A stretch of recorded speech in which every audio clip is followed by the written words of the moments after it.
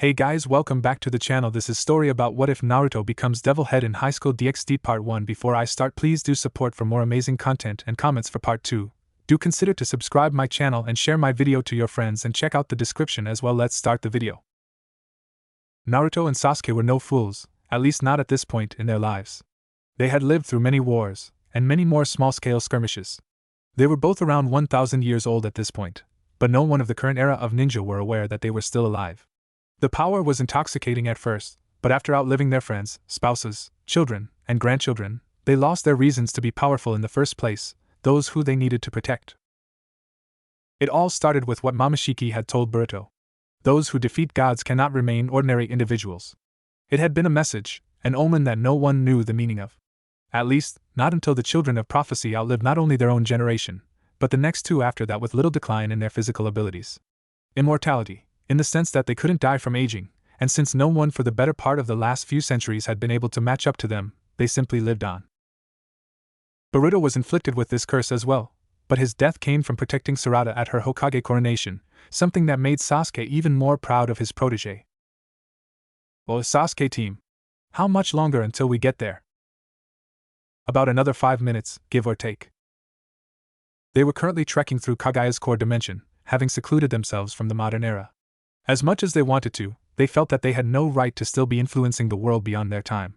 It'd be like what Madara did all those years ago, coming back from the dead over a century after his natural death. Centuries have passed and yet you're still so brash, though. Glad to see that you're still the same man you used to be. Sasuke was thankful for his friend's attitude being as immortal as he was physically. It's the only thing that keeps me sane, really, Naruto said with downcast eyes. Time had forced him to mature. The loss of his wife and kids, although he was more than proud of Boruto's heroic sacrifice, had hit him the hardest out of all of his losses. He took to avoiding women altogether, closing his heart to those that tried to court him and offering nothing more than a scant hello to many who wanted to speak to him. His brash, attention-seeking nature as a kid was the only thing he had to fall back on, and so he did. Naruto dropped his head and sulked, wandering silently beside his only comrade he had left. Pull your head out of your ass, kid, and keep moving. Oh, and Kurama too. We're here, Sasuke said, as they came upon a magnificent castle with a large door. Sasuke teleported them inside to their destination, a throne room full of swirling, ethereal masses. Portals. From my intel, each of these seems to be a portal to a different reality Kagaya has or wanted to visit. Each of them seemed to have some link towards chakra, and you know how chakra-hungry she was. Okay, so why exactly are we here? It can't just be you wanting to mess around. You aren't, and have never been the type to do something without a reason, Cyclops. Naruto had took to calling Sasuke a Cyclops, due to his hair covering up his Rinnegan, making it appear he had only one good eye. We're leaving, the ancient Uchiha said simply. Come again? You know as well as I do that we've done everything that could be done in this reality, Naruto. Power, fame, prestige, love, you name it, we've accomplished it. And that was only in our first 30 or so years of life. We need to move on, to start anew somewhere. If we're going to live out this curse until we die, we need to do it in a way that won't cause us to lose our sanity, as miraculous as it is that we can still say we're sane. I know, doesn't mean I have to like it. Naruto didn't even like leaving the leaf after Hinata died, much less going to a new reality entirely. The thought scared him, starting over again. Not because he was scared of any new enemies, but because he didn't know how he was going to cope with reintroducing his jaded mind to civilization. You, who once spearheaded saving the entire ninja world, afraid of a change of scenery? You've grown weak, Naruto. Naruto had long since gotten used to Kurama chiding him. He enjoyed it, in fact, as it reminded him of old times, which was why Kurama would just blurt out things now and again. This is different from all those times I fought, Kurama. This problem Sasuke and I have, it can't be solved with our fists. Last I checked, you were one of the best at solving problems without your fists. When you get into it, you could sell water to a fish. Naruto knew exactly what Kurama was talking about. Despite normally not being the best orator, he always seemed to have a knack for getting people to believe in him, whether it was through his unwavering determination or his words to people that had done some pretty repugnant things in their life. Nagato, Obito, and even his best friend whom he was about to embark on a new journey with, Sasuke. He did fight all of them at one point, but ultimately, it was his philosophy that won out over theirs. Cat got your tongue, brat? Kurama wasn't done. But Sasuke was. Their conversation ended promptly with Sasuke setting Naruto on fire. This was not a cause for concern, seeing as how Naruto had long since been unaffected by the flames since their last fight. If you two are done, I believe I've found a place suitable for us. The creatures there are strange, but the humans and many other species look and behave like us. If push comes to shove, I'll just bust their faces in if they don't like us, to Bayo. Enthusiastic for a challenge as always I see. Sasuke synced his eye with the portal, held onto Naruto's shoulder, and transported them off to this new reality, this new beginning. Once they got there, they were not happy. Biblical war grounds. Father, siblings, do you feel that? The Archangel, Michael, spoke softly when he felt a rift in the space around them. Yes, I did, Michael, one of his siblings, Gabriel, replied. God himself pondered upon these two newfound energies on the battlefield. Were they friend or foe, hostile or benevolent? He could sense no malice from them, only melancholy? One of them also had a beast sealed inside of him. It seemed he had some intricate sealing method performed upon him. It reminded him of the processes he went through to help his prized creations combat those that would take advantage of them from the supernatural world. How he loved humans, and these two looked just like them. Similar to my sacred gears, eh? Michael and Gabriel turned towards their father, curious of what he was thinking. A blast of magic whipped past their heads, though, which ended their curiosity. War waited for no one. You transported us into the middle of a goddamn war zone. Naruto yelled at the top of his lungs. Fights here and there weren't bad, but he never wanted to be personally involved in a war again. He felt his anger spike, his skin turning golden and eyes forming into crosses. Sasuke kept his cool, looking Naruto straight in the eyes with his own, gleaming set. Maybe war is what we need, after all this time. Naruto simply hissed and growled at him, ready to punch his lights out for even thinking of this. Maybe all this unending time had finally driven his old friend mad. He calmed down somewhat, depowering himself before he made more of a scene than he already had, and began to speak to Sasuke. Listen here, you. Naruto was cut off, as two gigantic creatures came crashing down right beside them, wrestling for supremacy. Naruto, in what he dubbed Bija Sage mode, could feel the power of everyone around him for miles on end. He had felt these two, a red and white dragon, off in the distance right as they got here. There were a couple of other heavy hitters around, 3 of them in particular catching his interest. One seemed to exude warmth and light, but also had a far more calculated nature to it than would be expected of such a benevolent feeling energy. One was as dark and evil feeling as the very pits of despair, though there was also a glimpse of betrayal. The last one was neither wholly evil nor wholly good. This energy signature was much more laid back than the other two. Eerily, it reminded Naruto of Orochimaru. The dragons themselves were massive swirls of energy and feelings of competitiveness. Their power rivaled the tailed beasts, which, though he'd never admit, made Naruto just the least bit excited. The fighting around them had stopped, save for the dragons right beside them. All of the onlookers, some with black, bat-like wings, some with dark, feathery wings, and others with white, feathery wings, all grouped up around the 4 of them. It was as if they were waiting for something to happen. A straight tail swung at Naruto and Sasuke, who promptly leapt up to dodge it. They came back down, Naruto with a tick mark on his forehead. You damned overgrown lizards. Can't you see we were talking? He was in no mood to be interrupted. The 2 dragons ignored him, too embroiled in their fight to notice anyone else. Naruto's patience ran out, and he flared his chakra. The battlefield around them tore apart, leaving a crater a mile wide. The dragons, more angry than damaged, finally stopped fighting and turned towards the source of the explosion. How dare you interrupt our battle, small fry?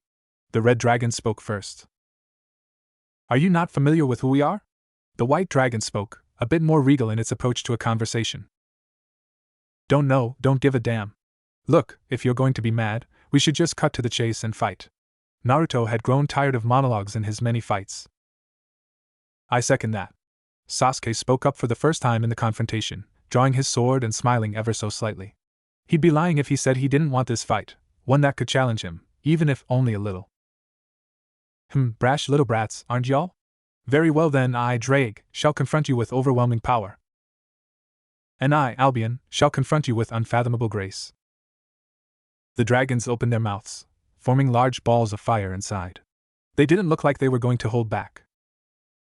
Unfortunately for them, either were Naruto and Sasuke. The 2 shinobi flew forward, dodging the flames that spewed forward and all but disappearing from the sight of those with less power. Sasuke ran up Drake's tail, stabilizing himself with chakra as the dragon tried to shake him off. He drew his sword with his one good arm, intending to cut off the appendage he was currently treading. He swung it down, cutting into the dragon's flesh and eliciting a howl of pain from it. Arg! You tiny pest! The red dragon had decided that enough was enough. If he couldn't shake the little bastard off, he'd just crush him under his weight. Getting airborne with his wings and then flipping over, he came crashing to the earth back first, intending to smush Sasuke like an ant. He felt something stop his descent, but it didn't feel like the ground. You're quite heavy, huh? Sasuke had manifested his legged Susanoo, which was holding the dragon up with its hands. Drake, feeling as though he was being made fun of, lashed his tail out, knocking the humanoid chakra construct off balance and releasing him from its grasp. Capitalizing on this, he flew forward, headbutting it with his hard body and destroying it. Sasuke came flying out of it, landing squarely on his back. This dragon is a bit more of a challenge than it should be, he said while coughing in between his words. When did he get so weak as to allow a being like this to push him so hard? This dragon wasn't in the same league as even the initial Jubi, let alone its Jinchuriki, whom he has fought and triumphed over, with help from Naruto, of course. He'd have to sharpen his skills again after they were done here. If there was one thing Sasuke Uchiha hated, it was complacency. It seems that my penetrate ability works on whatever that technique was, Drake thought to himself. He could still feel the pain in his tail from when he had been cut, doing his best to ignore it. This tiny human was no ordinary being, that's for sure. Meanwhile, Shadow Clone Jutsu. Naruto created many copies of himself, surrounding the white dragon en masse. His plan was simple: punch it until it stopped resisting. That's how he solved all his other problems back home. It should work here. It matters not how many vermin scurry around one such as I. Drake may succumb to this, but I am the superior dragon. Albion looked upward, opening his mouth and letting free a stream of fire, pooling it above his head. The fire coalesced into the shape of a meteor, then dispersed into many smaller fireballs, all coming at Naruto and his clones. This is kinda like Sasuke's fire style, and if that's the case, I know just the trick. Mentally commanding his clones to sync with him, he performed the necessary hand signs, and brought forth a jutsu. Water style, water wall. Naruto and his clones spewed a massive wall of water from their mouths, nullifying all of the fireballs coming at them. Naruto, ever since being given power by the sage, understood chakra on a level deeper than most everyone else, and as a result, knew how to perform most jutsu instinctively, and could use all 5 chakra natures in combat.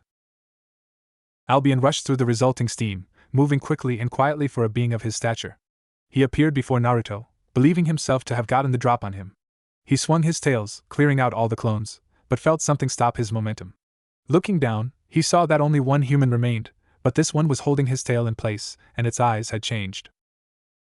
You should know better than to underestimate a sage. Naruto, having entered sage mode, picked up and swung the dragon around by its tail, releasing it once he got to top velocity and flinging the dragon 50 meters across the battlefield.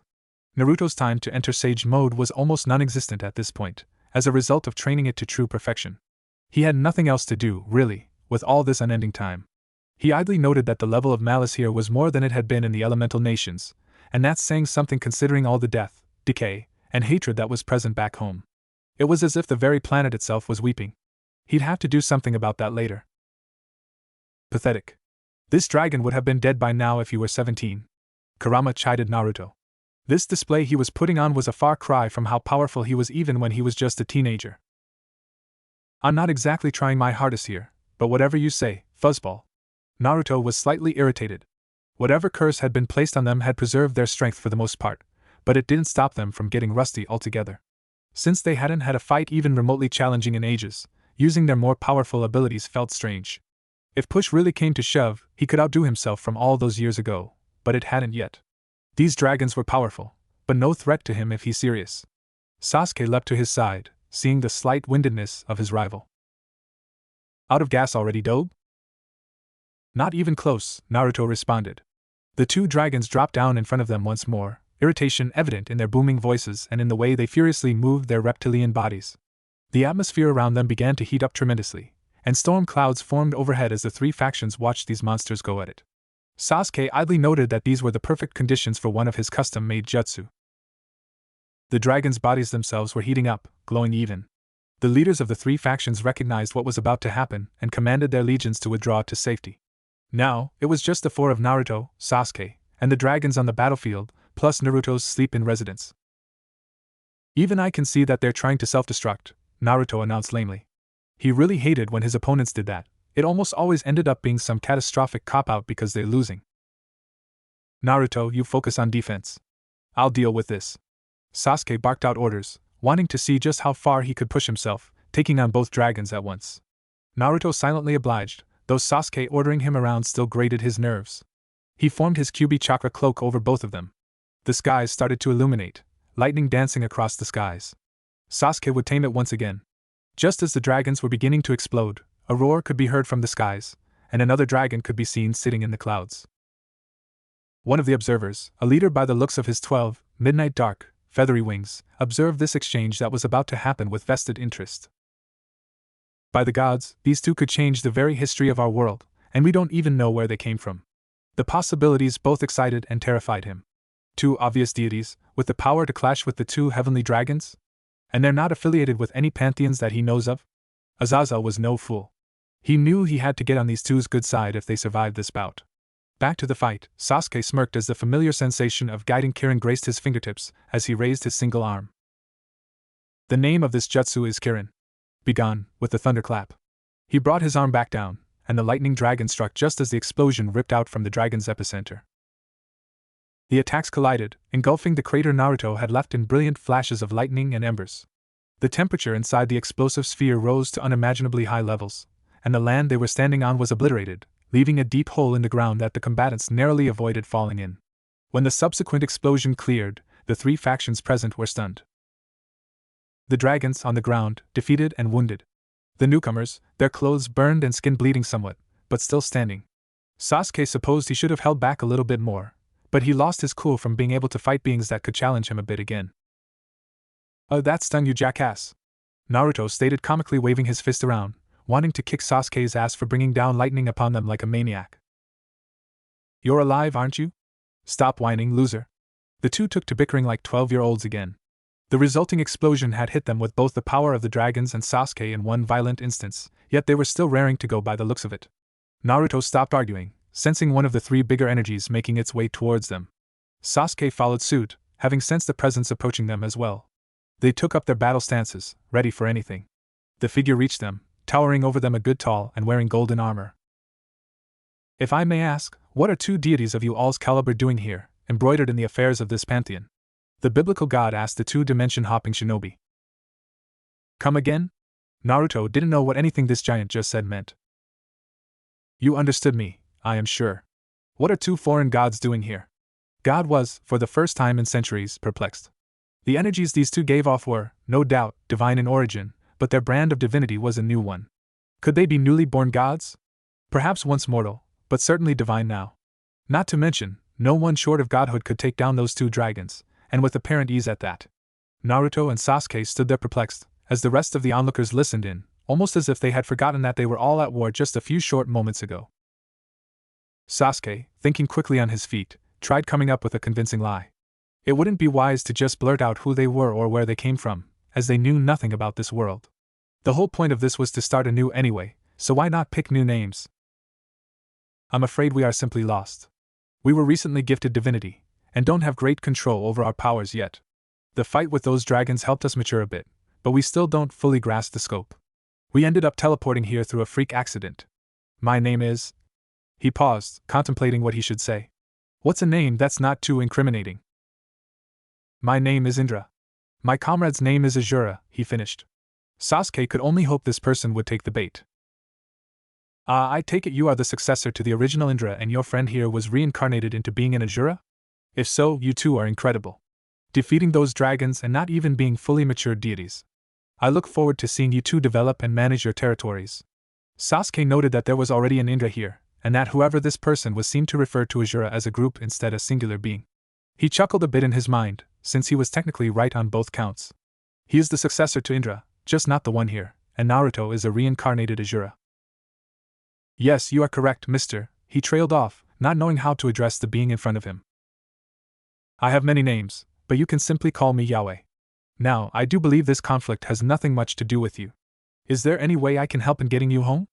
I don't have direct access to the Hindu faction's homeland, but I can arrange for you to be brought as close as possible. Sasuke scanned the newly named Yaoi for any sign of deceit and betrayal, as did Naruto. When they both found nothing, they shot each other a look, and silently agreed. Any way is fine, honestly, Naruto spoke up at last. We've gotta gain control of our powers, so it'd be nice if it was fast though, Golden Armor Gramps. Sasuke stared at Naruto incredulously, silently disappointed at his incompetence. Naruto's habit of giving people weird nicknames had never faded, and there's no way to know if that's acceptable in this new world. He could have potentially made them new enemies and undone all his smooth talking in one fell swoop. Yaoi simply laughed, a tear streaking from one of his eyes. In all of my many years, I've never been referred to as such. All of the children in my jurisdiction call me father, but Gramps is a first, and you're not even one of my own. You're quite the entertainer, Azura. Very well, I will arrange for you to be escorted. Go to the nearest body of water, your ride will be there. Naruto and Sasuke bowed, mouthing thank you before they took off. They didn't know where the nearest sea was, but they could find out rather easily. Naruto simply had to enter Sage mode and pinpoint where any type of fish dwelled, as all living creatures had different, distinct types of energy. Turning to his army, specifically Michael and Gabriel, Yaoi's eyes softened. He leaned down to his beloved children and spoke softly. My dear children, do not be afraid going forward. I know this is a selfish request, but should I fall here, you are to search for a new leader. You may take your choice, as I believe that I have taught you well, but before I go, know this. You are to seal the dragons those two outer deities defeated into devices I've created and named sacred gears recently. Make sure they come into possession of them, as they are the ones who defeated them. The angels shook their head, barely holding in their sorrow. The two archangels couldn't contain themselves at the thought, as tears streamed down their faces. God knelt down and wiped the tears from their faces, giving them a reassuring smile. He could feel his power fading, so that's why he brought up the possibility. He stood to his full height, turning around back to the decisive battle at hand. He raised his voice, and it was heard all across the battlefield. Well, shall we continue, my wicked children? Unknown Sea. Well, now what? Naruto asked. They had come to the nearest body of water, and were waiting patiently for this escort they were promised. Sasuke had deigned not to teleport, as he was not sure if the beings here could sense disturbances in the space-time continuum at this distance, nor did he know his way around. Teleporting at random to places they've never been was a risk. Are you sure we aren't being led on, Sasuke? You inspected him just as I did. I found not even a hint of malice in him, but I admit, appearances can be deceiving. Naruto crossed his arms, almost convinced that they were being tricked. It would be easy, after all, considering they knew nothing about anything in this realm. How things worked, where things were, who's who, etc. Suddenly, the surface of the water was disturbed ever so slightly. Naruto felt this disturbance, and looked down, only to be met by a gaping mouth less than 5 feet away from him. What the fuck? He shouted, alarming Sasuke, he himself looking down. On this day, Naruto and Sasuke would become familiar with the biblical tale of Jonah and be swallowed whole by a whale. You see, Sasuke, we got eaten by some fish/whale hybrid. Man, I hate getting eaten, Databeo. Naruto was exasperated. This marked the 3rd time something had eaten him in his long life, and probably the 100th something had tried to eat him, half of those probably coming from Kurama alone. First it was a giant snake, then the 4 tails. Speaking of him, he'd have to ask Kurama where the other tailed beasts were. He hadn't heard from them since crossing over to this dimension, and now some freaky aquatic animal sent by a divine whack job. Fate hated him, apparently. Sasuke wanted to agree, in all honesty. He wanted to just burn this odd-looking creature from the inside out with Amaterasu, slice open its carcass, and take his chances wherever they tumbled out. They were more than capable of defending themselves, by the looks of things. Those winged beings all acted terrified of those dragons, and the dragons weren't even half of his or Naruto's full power. But he didn't. Upon closer inspection, this creature hadn't even tried digesting them. They were definitely in its stomach, but nothing was eating away at them. No stomach acid or other agents of breakdown were present. If it had truly wanted to try and eat them, it would have done something by now, as it felt like quite some time had passed. He'd give it another short passage of time before he went gung-ho to see where this lead. Now, he just had to calm down Naruto. Opening his mouth to speak, he was interrupted by said blonde. I already know what you're going to say. It's dangerous to just up and kill the thing because we can end up in unfamiliar territory not knowing our way around. That's one of the situations a ninja is most likely to die in. I'll wait it out until this thing tries to actually eat us. Sasuke was oddly proud. It seemed that Naruto's time as Hokage had made his mind more strategic after all. Still, he preferred when he acted brash and irrational, throwing caution to the wind and facing his problems head on. Something Sasuke himself couldn't do until he had the ability beat into him by said blonde. All throughout his life, all he ever did was run away from his problems. Itachi? He quite literally ran away from his home to gain more power to kill him. Sakura? He didn't know how to deal with her, so he pushed her away at every turn. Why she fell in love with him, he'll never know. Naruto? Well, Naruto is probably the single biggest example of that. He couldn't bear Naruto being as strong as he was, so he ran away. He couldn't bear Naruto continuing to pursue him, and even lay down his life for him, so he ran away some more. He couldn't bear having to face Naruto's resolve, so he ran away even more. Naruto personified the courage and determination Sasuke did not have early in his life. He was manipulated, and played like a fiddle, with no purpose to actually call his own. Killing Itachi was a construct of Itachi himself. He hadn't lied to Sasuke when he told him that he was letting him live for his own benefit, all those years ago. He wanted to be dealt with by an Uchiha, and an Uchiha only for his sins, attempting to cradle Sasuke and direct his life without any input from himself. Orochimaru got into his head with promises of power, but that power wasn't for him, but for Orochimaru himself, as he wanted to take over his body. Obito directed his hatred to the hidden leaf at large, especially Danzo, and so on and so forth. Naruto, on the other hand, had always made his own decisions. Bringing him back to the leaf was something he was adamant about even when others tried to talk him out of it, he had been told. Jiraiya was against it initially, Kakashi had resolved to kill him, and even Sakura had tried to talk him out of it by making a fake confession of love. Through it all, he never gave up on him. That was the difference between Naruto Uzumaki and Sasuke Uchiha. Naruto could never be swayed from his path, while Sasuke was like a leaf blowing in the wind, going wherever his vengeance and scorn directed him next. Done reminiscing, Sasuke leaned backwards onto a particularly soft piece of the fleshy interior of the whale/fish, prepared to wait for a little while longer in comfortable silence with his best friend. That silence would be cut short, however, as a new figure appeared in the sky above the location the creature was traveling. She looked the part of a goth loli, with a mildly satisfied expression. "I've finally found you." Takamagara. A woman who radiated elegance, beauty, and warmth stood at the entrance to a magnificent palace. She was tall for a woman, with long, black hair, a slender face and body, and beauty most would not even consider possible. In contrast to her appearance, her inner emotions were in turmoil. Her normally benevolent expression shifted into one of neutrality, albeit neutral was not how she felt about the situation at hand. Her name was Amaterasu, the Shinto deity of the sun. "I don't get it. Why would the infinite dragon god appear in my domain? What business does it have here?" She paced back and forth in her heavenly abode, unsure as to what to make of this occurrence. Had she or any of her fellow deities in the pantheon done something to offend Ophis? No, that can't be it. Ophis was fine so long as its silence wasn't interrupted. "It was," said silence was interrupted, by the dragon of dragons Great Red. She kicked herself for forgetting such a crucial detail. Still, what did they have to do with it being here? Did it want to make a new abode in Japan? No, that doesn't make any sense. The only place it's been known to live was the dimensional gap. Japan, as serene as it was, that might have been a bit of a humble brag on her part, would be too noisy for Ophis. Amaterasu was at her wit's end, until a gust of wind blew past her, and she was alerted to the presence of another. "Fujin," she called out his name listlessly. Whereas Amaterasu could be thought of to be the personification of traditional beauty, Fujin was more akin to a monster. He was large, towering over Amaterasu, and had green skin as well as sharp claws and a ghastly face. He carried a bag over his shoulders that was filled with wind, as he was a wind god. He bore a striking resemblance to an Oni. "Forgive my interruption, Amaterasu-sama, but I might just have the answers to your current predicament." Amaterasu looked at him skeptically. Contrary to his I-eat-kids look, Fujin was rather harmless and polite, but he was prone to mischief. The phrase break wind came from when he did just that at a banquet for the kami.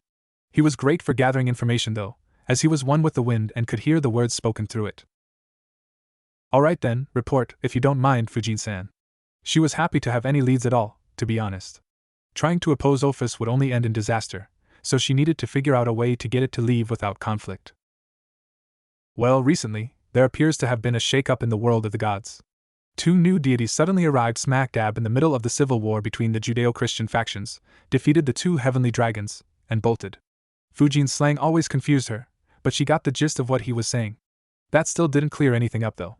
Two new, and very powerful, deities appeared, so what? How were they connected to that sentient Armageddon named Ophis? What exactly does that have to do with Ophis appearing over Shinto territory? Well, you see, those two new deities are also in Shinto territory.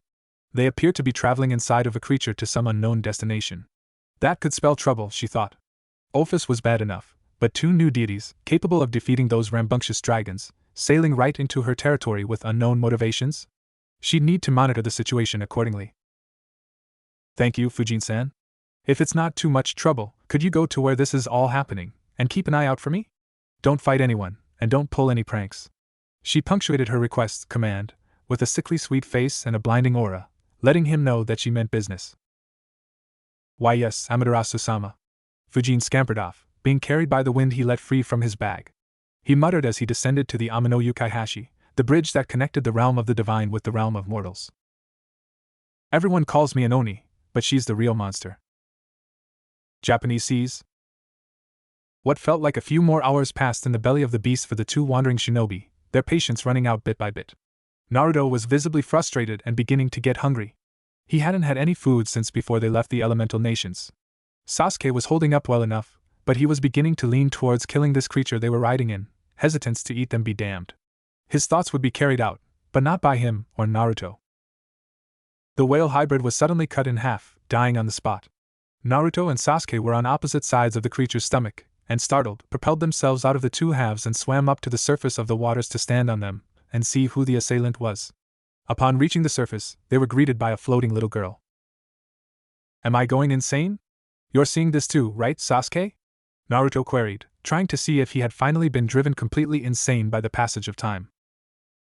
I'm seeing the same thing you are, Naruto. Coming from the strongest Uchiha, that's saying something, so Naruto was reassured that he wasn't going completely bats hit. Okay, so what is she? A ghost? She's floating and staring at us with a blank expression. Naruto missed the mark completely. Ophis was actually smiling. Her smile just wasn't blatant enough to notice. Before he or Sasuke could speak again, the flying little ghost girl began to do so. I've finally found you too. You will help me achieve my goals, she stated bluntly. Naruto was perplexed. Did she want to pass on to the afterlife or something? He never did find out how that works, with the whole immortality thing. The closest he'd gotten was when he met the sage, and that was more of a conversation than it was him going towards any bright, white light like he'd heard in those TV shows. As if he was reading his mind, Sasuke spoke up. She's not a ghost, and she doesn't want to pass on to the afterlife, though. You'd know that if you bothered to try and gauge her power. Sasuke could not deactivate his Rinnegan, so he was always reaping the benefits of it. It drained chakra, but the amount was negligible at best. When he looked at her through his special eyes, he saw a large conglomerate of energy that was perfectly still. Naruto went into sage mode near instantaneously, and he concurred. Oh, you're right. She's a lot stronger than those two lizards. She felt the same as the two dragons they had fought, but she was immeasurably stronger. If the amount of energy in her was any indication, it wasn't chakra, but something similar. They'd have to take her more seriously if she was picking a fight. Join me, she stated simply. I don't know what it is you want, kid, but you seem plenty powerful enough to do it on your own. Naruto wasn't good around women who tried to court him, but a kid he could handle. Kid? She questioned. Kid was a term mortals used to describe someone infantile in nature, if she remembered correctly. Was her physical appearance not adequate for the request? No matter, she could shape-shift. Ophis' body began to grow right before their very eyes, undergoing puberty and filling out all in one short instance. Her waist thinned out, her hips become wider, and her bust grew to be large and seemingly soft. Her face matured as well to fit the rest of her body. Once she was done, she began to speak again. Will this do? She felt the slightest hint of pride at having shown off her power. Her voice had gone from that of a child's to that of a grown woman's as well. Naruto's jaw dropped to the ocean floor. This little girl turned into a full-grown woman in 10 seconds. With a bust as big as Grandma Tsunade's, and a figure that outdid even his patented sexy jutsu. What the hell is this? He shouted. Sasuke did a better job of keeping his composure, but he was inwardly confused as much as Naruto was. Was she trying to seduce them? Get them to lower their guard? Whatever it was, he grabbed hold of his sword with his one good arm ever so slightly, and whispered to Naruto, who was still a bit shell-shocked. Hey Naruto. Keep your guard up, she's planning something. Naruto turned to Sasuke, his pupils those of a frog as he was still in sage mode, giving him a look that said I know. I don't sense any negative emotions from her, or any emotions at all, Kurama chimed in from the seal. Normally, if someone wanted to harm Naruto, they couldn't hide from Kurama. Emotions weren't something that could be concealed, they either were or weren't there. Jealousy, hatred, rage, greed, he could sense them all, but this woman was empty, entirely devoid of anything. Her body language nor her mind gave away even the slightest hint of feeling or even being alive, and that struck Kurama as odd. Even he himself, merely a sentient mass of chakra, was capable of feeling emotions. Just who was this mysterious dragon? Ophis noticed that the two deities were standing on water and had some strange energy source concentrated at their feet. It felt like chakra, but their brand was different from the one she knew of. Maybe they'd be more at ease and accept her offer if she replicated them? She didn't have chakra, but she didn't need it. The son of another deity had done so without chakra, and she was greater than any one deity in this entire universe. Slowly descending, she touched one foot to the water surface, then another, both of them planted firmly on the rolling waters. Then she sunk. Did she just try to copy us? Naruto's confusion was evident. Sasuke didn't reply, not knowing what to say anymore. Both of them could have swore they heard laughter in the distance, but paid it no mind. Ophis floated back up out of the water, her clothes soaked but her expression as stoic as ever. She stayed airborne, however, apparently not wanting to risk sinking again. She turned towards the two shinobi, who, even in their confusion, still had their battle stances ready. Pointing to their feet, she spoke once more. What do you call this technique? Naruto scratched his head, and Sasuke face-bombed. Whoever this kid/woman/thing was, she wasn't smart enough to be effectively hostile. They relaxed their stances. It's just basic ninja techniques, Naruto blurted out. He saw no harm in telling her what they were doing. If someone could kill them just by figuring out how to do something as basic as walking on water, they never had a chance in the first place. Ninja? Ophis cocked her head, unfamiliar with the term. What is this ninja? Naruto turned to Sasuke, silently pleading with him to back him up. Sasuke sighed, as he knew he couldn't avoid being thrust into the frying pan in this situation. He quickly came up with a half-baked, vague answer that he hoped would get her to leave them alone. A ninja, or more accurately, a shinobi is one who endures. He remembered Naruto saying that to him. Apparently, Jiraiya had once told him the same thing. It was the truth, but not the entire truth. Ophis pondered this newfound information. These two were strong, easily disposing of Drake and Albion from what she'd seen. That petty civil war between the devils, angels, and fallen didn't catch her interest until these two had shown up. Perhaps, if she were to acquire these ninja techniques, she could convince them to help her remove the giant red pain in the ass taking residence in her abode. She inquired about the possibilities. Is it possible to learn these ninja techniques? Yeah? Naruto blurted out. Sasuke widened his lone visible eye, already knowing where this was going. Teach me, she said. Yep, she was trying to become their disciple, just as Sasuke had guessed and, apparently, Naruto had missed. Come again? Naruto asked. I said teach me, she repeated. You two are easily able to fool the lower beings, but not me. I can tell that you wield power beyond anything this world can naturally produce, much like myself. I will have you teach me your abilities, and I won't take no for an answer. I will follow you to the end of the cosmos and spacetime, if need be, for I am immortal. Ophis was firm in her statements and demands. Naruto glanced at Sasuke, seeing if he had thought up a way out of this mess. Fighting her would only draw attention to themselves, seeing as how she was pretty powerful, and that's not something they wanted. A light bulb dinged over Naruto's head, and he placed his fist in his palm as if he had just had an epiphany. Sasuke looked towards him, not quite sure what he was thinking of. Alright, shapeshifter lady, we'll teach you, on one condition.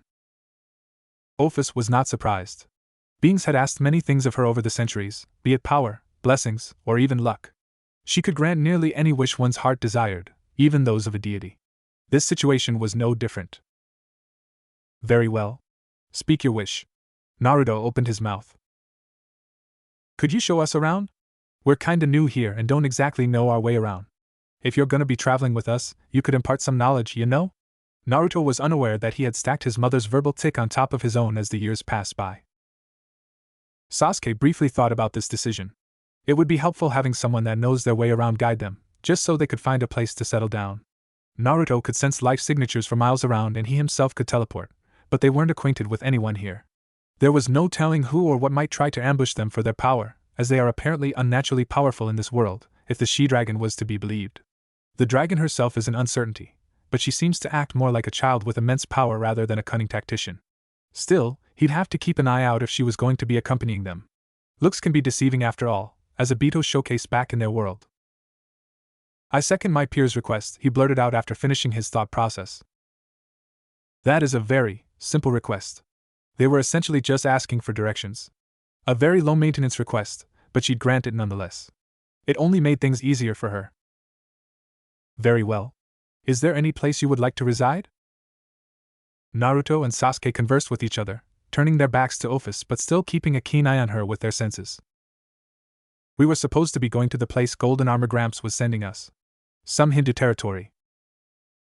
I know, Sasuke replied, but we don't have to go there now, especially with no knowledge. There's apparently already an Indra in this reality, and some group called the Jura. I don't think they'd much like it if we just showed up impersonating them. We need to blend in, then we'll get our stories straight after figuring things out. Though Sasuke was confident they could take just about anyone, unnecessary conflict was just that, unnecessary. It could spill over into some bitter rivalry or blood war that neither of them were interested in.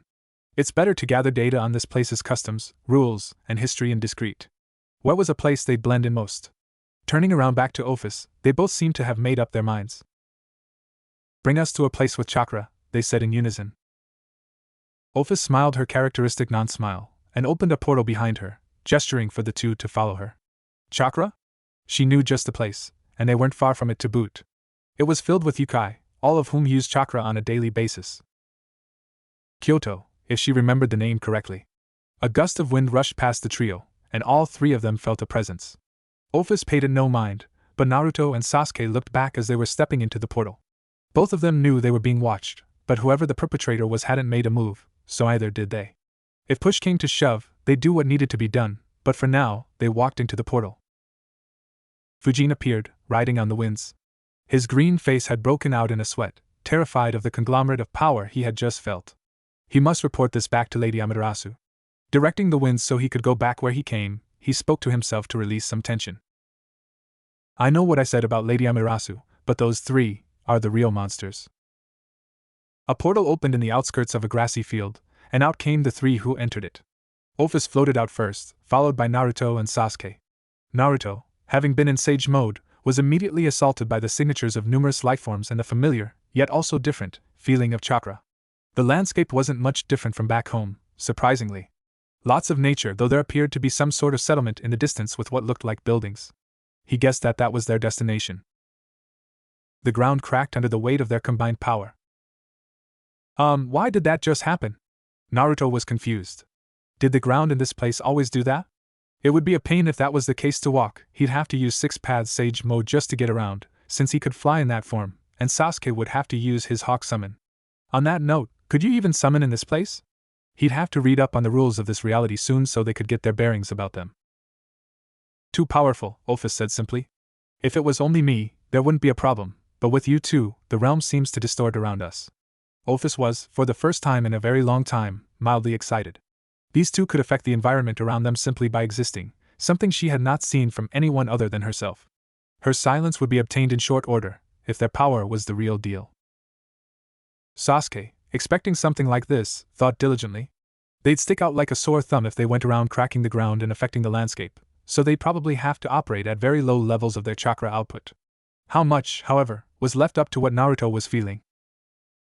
Naruto was just finishing up his evaluation of their surroundings. Aside from the three of them, all the rest of the chakra signatures in the immediate vicinity were barely even registering. They were there, but they were small, akin to them when they were genin, maybe even academy students. There was one in particular, though, that caught his eye. It felt like Kurama, albeit not as powerful, but still noticeably larger than everyone else's he had felt. It was stationary at the moment, but it piqued his interest. He turned to Sasuke, who looked like he was expecting an answer, and then to Office. We'll just suppress ourselves then, he replied to her. From the feel of things, they'd have to suppress themselves to genin levels to not stick out, as much as they probably already had anyway. He lowered his chakra levels to the appropriate amount, Sasuke following suit without any spoken words as he could see the chakra in Naruto's body with his eyes. They had become great at unspoken communication over the years, using their abilities to their advantage to trick or outsmart any opponents. Office sensed this, and wondered how they could tolerate doing this. She herself could lower the level of power she output, but why would she? How could they bear being so weak when they could be strong instead? And weren't they supposed to be teaching her? Feeling a bit impatient, odd for an immortal, she decided she'd just ask them. When do we begin? Naruto replied. When do we begin my lessons, she repeated. I have upheld my part of the bargain, now you must uphold yours. Naruto had honestly forgotten about that in the short space of time they hopped from one location to another. Sasuke did not, but he'd be lying if he said he didn't enjoy Naruto being put on the spot like this. Naruto, can you hear me? Loud and clear, Kurama. Naruto wondered what caused Kurama to speak up. He had been silent since before they got here for quite a while. Good. Now, I'm going to have to ask you to do something for me. What is it? Let's track down that copycat's chakra signature. Kurama felt the same things Naruto did, and that same chakra signature caught his attention. Naruto knew who he was talking about, that signature that resided in the village up ahead that felt similar to him. Why though? You feeling lonely or something, fuzzball?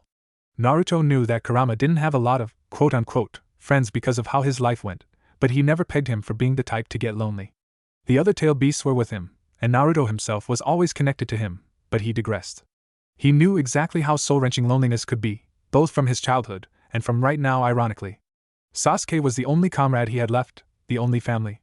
All of this power he had, he traded all in for the chance to just live a normal, happy life if he had the opportunity, so he didn't begrudge Kurama if he wanted to make new connections, especially with someone potentially from the same species. Technically, his species was tailed beast, but he was a fox all the same. No, you idiot. I'm saying this so you can have an excuse to use for that dragon woman. Use your head. She doesn't know what shinobi training even means, so you can feed her any made-up criteria and call it training. This way, you'll also be able to explore without her constantly nagging you if you send her off on some wild goose chase. Kurama lived up to his namesake. Foxes were devious, cunning creatures, and he was no exception. Though he only told half the truth. The other half? He had sensed a massive outpour of negative emotions from that singular chakra signature that felt like his. He had since let go of his own rage and hatred, opting to befriend someone for the first time, and was slightly put off by just how much negativity was flowing from that singular source. It bothered him, as much as he denied it, that someone else, potentially of the same species of him, could feel that way. Maybe he was losing his edge. Maybe he had gone soft, or maybe, just maybe, he had grown a heart. Naruto, understanding his reasoning, turned back to Sasuke. Again, he wordlessly complied. Sasuke could actually see Kurama inside of Naruto, adding to their wordless communication. Naruto turned back to Office and responded to her. Okay. We'll start now then, by heading towards that village. Naruto pointed in the direction of Kyoto. Village? Office cocked her head at the term. Sorry, it's a word I'm used to using. What's the name of that place? Naruto stopped, his mistake evident to himself now. Actually, what's your name? Naruto heard a snicker come from Sasuke. The bastard was enjoying every bit of his absent-mindedness. Sasuke was never a chatterbox, pretty stoic in fact, but he was uncharacteristically silent even for himself. Naruto silently swore to get back at him for leaving him out to dry. I have over 1,000 names given to me by many different species and cultures, Office replied. Naruto could feel the headache coming on already. Then, just give us the one you go by the most. That should narrow it down enough for her to choose. Very well. If that is the criteria, I have been called Office approximately 975,684,234 times. The name of the destination is Kyoto if I remember correctly. I didn't need a count, but okay. We'll start by going to Kyoto. The first step to shinobi training is to find a suitable place to train. Naruto's exact plan was to just have her repeat some basic drills until they came back to get her. Let's get moving then, Sasuke spoke up, we're burning daylight dope. As much as he liked seeing Naruto struggle, they really needed to start moving. Staying in one place for too long could lead to a lot of problems, since they don't exactly have alibis for every situation. He began walking towards Kyoto, the other two following suit. Takamigara, earlier. And that's the gist of it. Fujin had come back and finished giving his report to Amaterasu, who was utterly confused. So, these two mysterious gods have taken on Office as an apprentice? She couldn't even begin to fathom what was going on. That is what the winds told me, yes. And they're headed for a place that's populated with chakra? She was worried. What could beings as powerful as them possibly want with chakra? Especially Ophis, she could raise the entire population of Ikai there to the ground if she so felt. She didn't need chakra. Unless. Amaterasu's head started spinning, coming up with all sorts of doomsday scenarios for her and her children. No one could stand up to those two nameless gods in her pantheon, if their dismantling of the heavenly dragons was to be believed, let alone Ophis. She would need to personally intervene herself and find a non-violent way to get them to leave. Or maybe she could benefit from their presence? It appears that they've landed in Kyoto. Fujin-san, did they say what exactly their purpose was? Fujin had simply been on standby, waiting for her to finish her thoughts. I didn't hear any clear-cut proclamations, he responded. Maybe I can give them a purpose. I will leave at once. Kyoto. Naruto, Sasuke, and Ophis had come upon Kyoto, blending in rather seamlessly thanks to their henge and Ophis' shape-shifting abilities. Naruto had told her that stealth was a part of shinobi techniques, and she readily went along with the plan. They walked through the place, taking note of all the people, or rather, beings passing by. Half of these people here have chakra, and half of them don't, Sasuke pointed out. It was still better than the chakraless warzone they had dropped into when they came here, so no complaints there. Still, everything here was weird. The people that did have chakra didn't have any chakra coils. The chakra was just one big mass residing in their bodies. His eyes discerned various different temperatures of chakra as well, some of them fiery red, some cool blue, and some in between. Naruto was not so vexed. Chakra was a representation of its wielder, after all. Sasuke's chakra was constantly cold and dark back when they used to fight, and he had only gained more understanding from the sage of how chakra worked. After about 10 minutes of walking and avoiding conversations with overly eager people, they came upon their destination, well, the place where they'd drop Ophis off, anyway. A lake distanced from the hustle and bustle of the buildings and people roaming between them. Alright, here's where we'll train, Naruto announced. He popped a few shadow clones into existence, amazing Ophis even further, and started standing on the surface of the lake. There aren't any chakra signatures around, so there was no one around to see them or interrupt. Sasuke did the same, effortlessly walking onto the lake and standing on it. Alright, so, the trick to this is, Ophis had already leapt onto the water and sunk again, stopping Naruto mid-sentence. His sweat dropped, amazed at this powerful being. Despite her adult body, she had chosen to stay fully grown for some reason. She was more like a little kid than someone who had enough power to obliterate most things without a trace. Even though she's likely going to be a pain in the ass, her childlike exuberance amused him. He sorely missed interacting with the kids of Konoha and the other villages, since he and Sasuke had secluded themselves from the world ages ago. His own kids, obviously, filled him with the most joy. Ophis couldn't replace them, but she could make him chuckle at least from time to time. Ophis floated back up from the water, clearly displeased if the nearly imperceptible downturn of the corner of her lips were to be taken at face value. I still don't understand. You merely stepped onto the water with energy concentrated at your feet. I have done the same as you, but no results. There's more to it than that, Sasuke stepped in. Simply focusing energy to your feet won't allow you to do this. Water is not a stagnant object if disturbed, so your energy shouldn't be stagnant either. Take a look at what we're doing again. Ophis looked at their feet, and sure enough, the amount of chakra they were sending to their feet was in constant flux. She looked at Naruto's clones, and they were all doing the same thing as well. This is difficult. Ophis knew she was going to have a hard time with this. She had never needed to regulate her power this precisely with this amount of frequency. Giving portions of it away and erasing things was much easier. The more you practice, Sasuke flash-stepped a large distance across the lake, appearing in a spot about 30 feet away in an instant, the better you'll get and the more things you'll be able to do. He was silently enjoying teaching her, though he wondered why Naruto and his clones were so silent. Turning around, he came upon the scariest sight he had ever seen. Nothing. Naruto was gone, and in his place, a scroll in a bottle. Where the hell did he get a bottle? He opened the bottle, took out the scroll, and read its contents, already knowing what it said. I know you've always wanted to teach your very own genin, no matter how much you deny it, so I'm giving you that chance now. I'll be back after we go investigate that crazy chakra signature. Good luck. P.S. I made shadow clones so she would ask about them. Now you have even more material to teach. Aren't you excited? Sasuke closed the scroll and incinerated it with one glance, sighing to himself. He was essentially stuck playing babysitter, no doubt because of his own silence back when they first met Ophis. Still, Naruto pulling pranks was a sign that he wasn't too far gone with all this unending time, so he put a small smile on his face and went back to watching Ophis try to control her power. Rather, he would have, but she was standing right next to him when he turned back around. Clones. Clones? Sasuke repeated, not sure if she was making a statement or asking a question. Teach me. Sasuke, upon second thought, realized that Naruto was probably just playing hooky. Jackass. Empty alleyway. We sure gave him the slip, didn't we? Naruto puffed his chest out at having evaded Sasuke. Sneaking up on and escaping him were very hard things to do, after all. Could you be any more of a kid? Kurama responded. He didn't mean anything by it, but ribbing Naruto always felt like the right thing to do in these situations with how their dynamic was. As a matter of fact, Naruto performed a single hand sign, transforming back into the diminutive pipsqueak he was at the age of 12. I can, he finished with a goofy smile.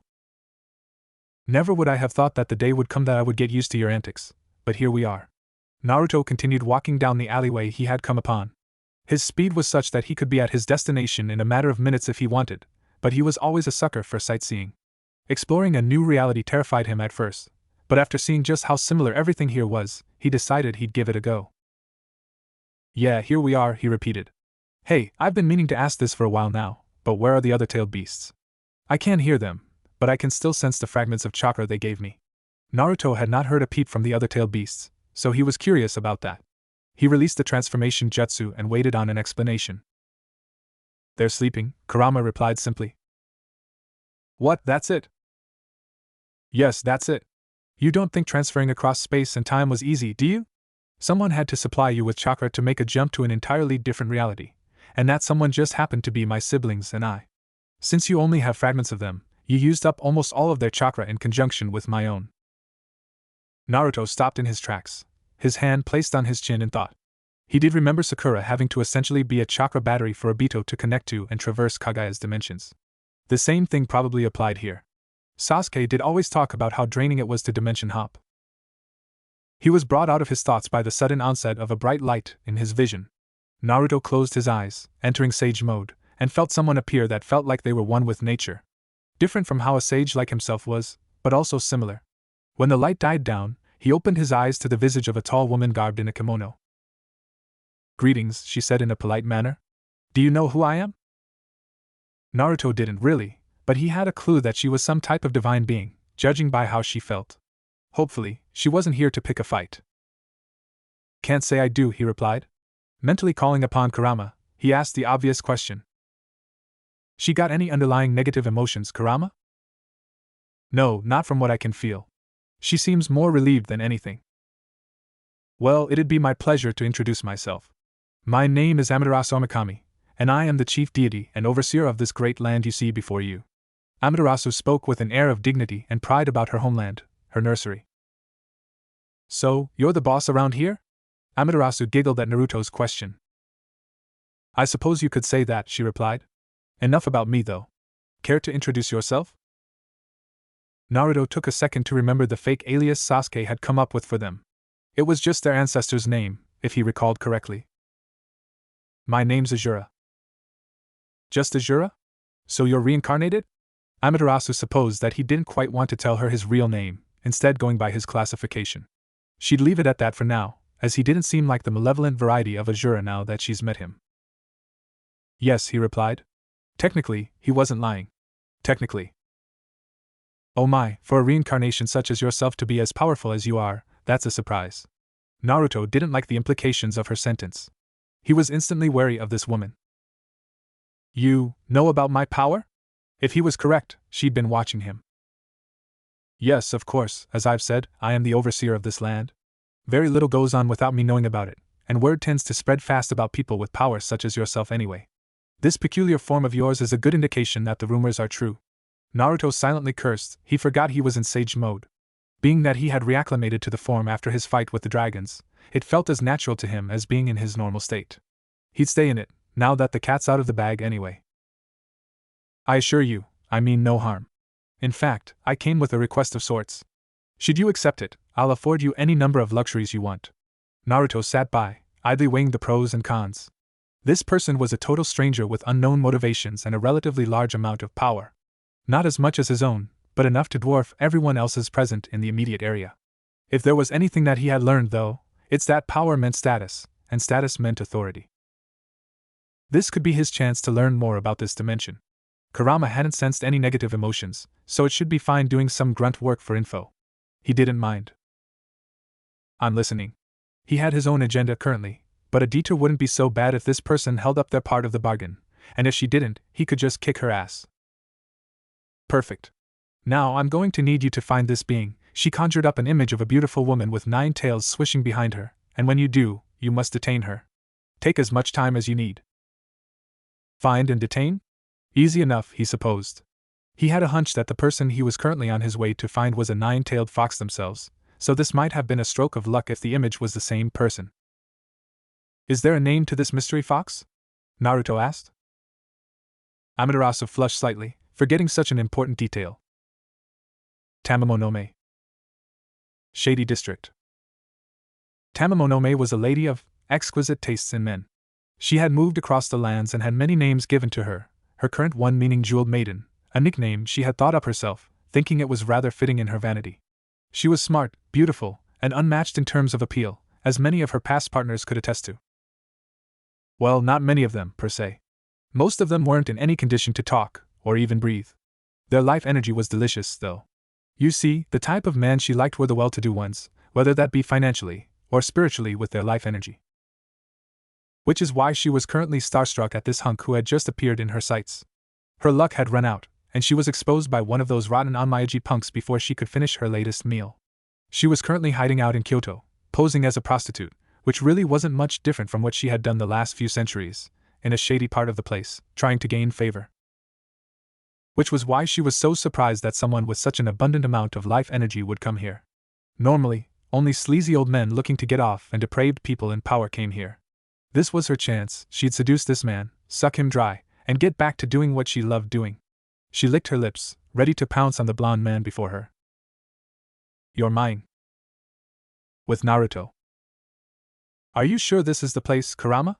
Naruto found himself having second thoughts about this request from Granny Sunshine, his nickname for Amaterasu, and increasingly, his own agenda, since they seemed to be the same thing now. This place he was in reminded him way too much of the brothels Jiraiya dragged him around to when they were training, with scantily clad women on every corner. This place is melting pot for every type of negative emotion, but it's also the place where that chakra signature was. Use Sage Mode, you'll feel it yourself. Naruto sighed. He knew there was no point in doing that. Kurama was right, he had followed that fox-like chakra signature all the way here. He just didn't think it would be like this. His sulking was interrupted by a raven-haired woman coming up to him wearing a very revealing dress that opened up around her shoulders. My, aren't you handsome? Looking to have a good time? She spoke in a sultry tone befitting the place they were in. Naruto's eyes showed indifference to her seduction tactics. Not really, he replied. I'm just here to look for a friend. He came up with a lie quickly. Oh, I can be your friend too. That service actually costs less, the woman replied. Naruto gave her a half-smile. She obviously didn't take the hint, or she just didn't care. Suddenly, another woman popped up, and another, until Naruto found himself surrounded by a crowd of women all pining for his attention. Let me have a go at him. No, me. I call dibs. Naruto, bewildered by this sudden onslaught of females, couldn't get in a word edgewise. It was like the time after the Fourth War where random women from across the nations would just show up and give him gifts, adoration, and praise. He didn't understand any of it back then, but now, he was firmly aware of what that was. It was such a simple thing, he thought, but he couldn't see it for one reason or another. Lust. Lust, in his experience, never led to achieving one's goals. Not just sexually, like the women who were currently surrounding him, but all around. The lust for power, for fame, for money and status. The lust for revenge, he thought, reminding himself of Sasuke. Nothing ever came of it. All right, ladies, I've let you have your fun.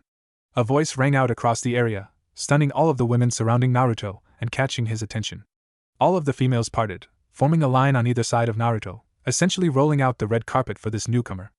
A woman with blonde hair and a frankly unfairly curvaceous figure swayed up to Naruto, placing a hand on his cheek. Naruto, she's our target. She's full of negative emotions. Kurama alerted Naruto, speaking over their mental link. I know, he replied. This woman was the spitting image of the visual Granny Sunshine had conjured up, and with a quick check in Sage Mode, also the source of the chakra signature he set out to investigate. Naruto looked around, noticing how silent and obedient the previously crowded women were being, almost as if they were being controlled. The woman began speaking to him. "You can call me Tamamonome, and you'll also have the pleasure of being my escort tonight. Come along." She grabbed his hand, looking at him with alluring eyes. Naruto felt a vague force pulling on his mind-body and soul when he looked into her eyes. From the feel of it, she was trying to control him as well. Too bad he was anything but normal. If there was anything anyone could observe about him, it was his iron will, except for when it came to ramen. Still, it'd probably be easier to play the part of an obedient slave and take advantage of the time she lets her guard down. "When did you turn into such a schemer, Naruto? I must say, I'm pretty proud." "I'm not a schemer, I'm just not a little kid anymore." "Not according to that stunt you pulled on the way here. You're still able to be that cheeky 12-year-old brat with big dreams and an even bigger heart." Naruto got the distinct impression Kurama was making fun of him. "I can be a grown-up too. I'm multifaceted, for your information," he shot back at the irritating fox, which received a hearty laugh in his mindscape in response. "Whatever, kid. Just make it quick, the others are going to wake up soon, and this is the last thing I want them to see." Kurama wanted no part of his siblings teasing him about a potential date, or even a family, and kids like they had done any time Naruto so much as even looked in the direction of a fox-like creature over the years. This one was noticeably good-looking to boot, which only exacerbated the problem. They were masses of chakra, they couldn't even have kids, damn it. Yeah? Just take a nap or something, furry, I've got this handled." "Don't have to tell me twice." Kurama promptly rested his head on his paws and yawned, going to sleep in record time. Naruto came back to the real world, his conversation having only taken a few seconds in real time. He sported a lulled look in his eyes to feign obedience, and replied to the foxwoman holding his hands. "Of course." With that, he let her lead him to where she normally did her business. With Sasuke. This is pointless. Sasuke was second-guessing why he went along with this in the first place. Ophis didn't even have chakra, and whatever the energy she had was called, she was obviously not used to managing it in the capacity she had to for walking on water. All she could manage to do was float back up every time she sunk. Pointless. Ophis echoed Sasuke's thoughts, clearly fed up with trying to learn this particular shinobi technique. "Teach me how to make clones," she demanded.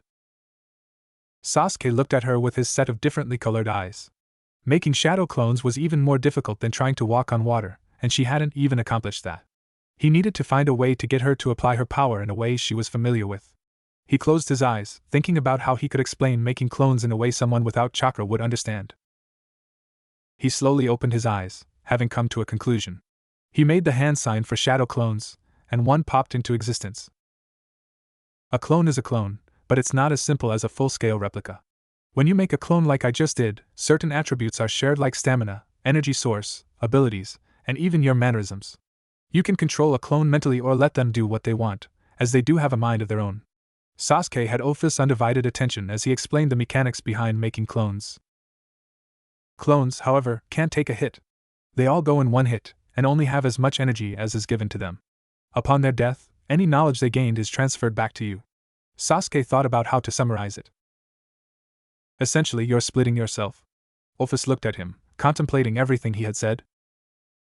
"I do not know if I can make true clones," she admitted with a slightly sad tone. Sasuke looked at this display, reminded of a child sulking after being told they couldn't have what they want. He closed his eyes and... Clones are merely a vessel for one's power. If you can store your power in something and shape it, you can make clones. Ophis held her blank stare at Sasuke, thinking about this new explanation. Storing her power was second nature to her, as she has given it out to a select few beings over the centuries. She could also shape whatever objects she made. She smiled, sure of her abilities now. Things were looking up. With Naruto.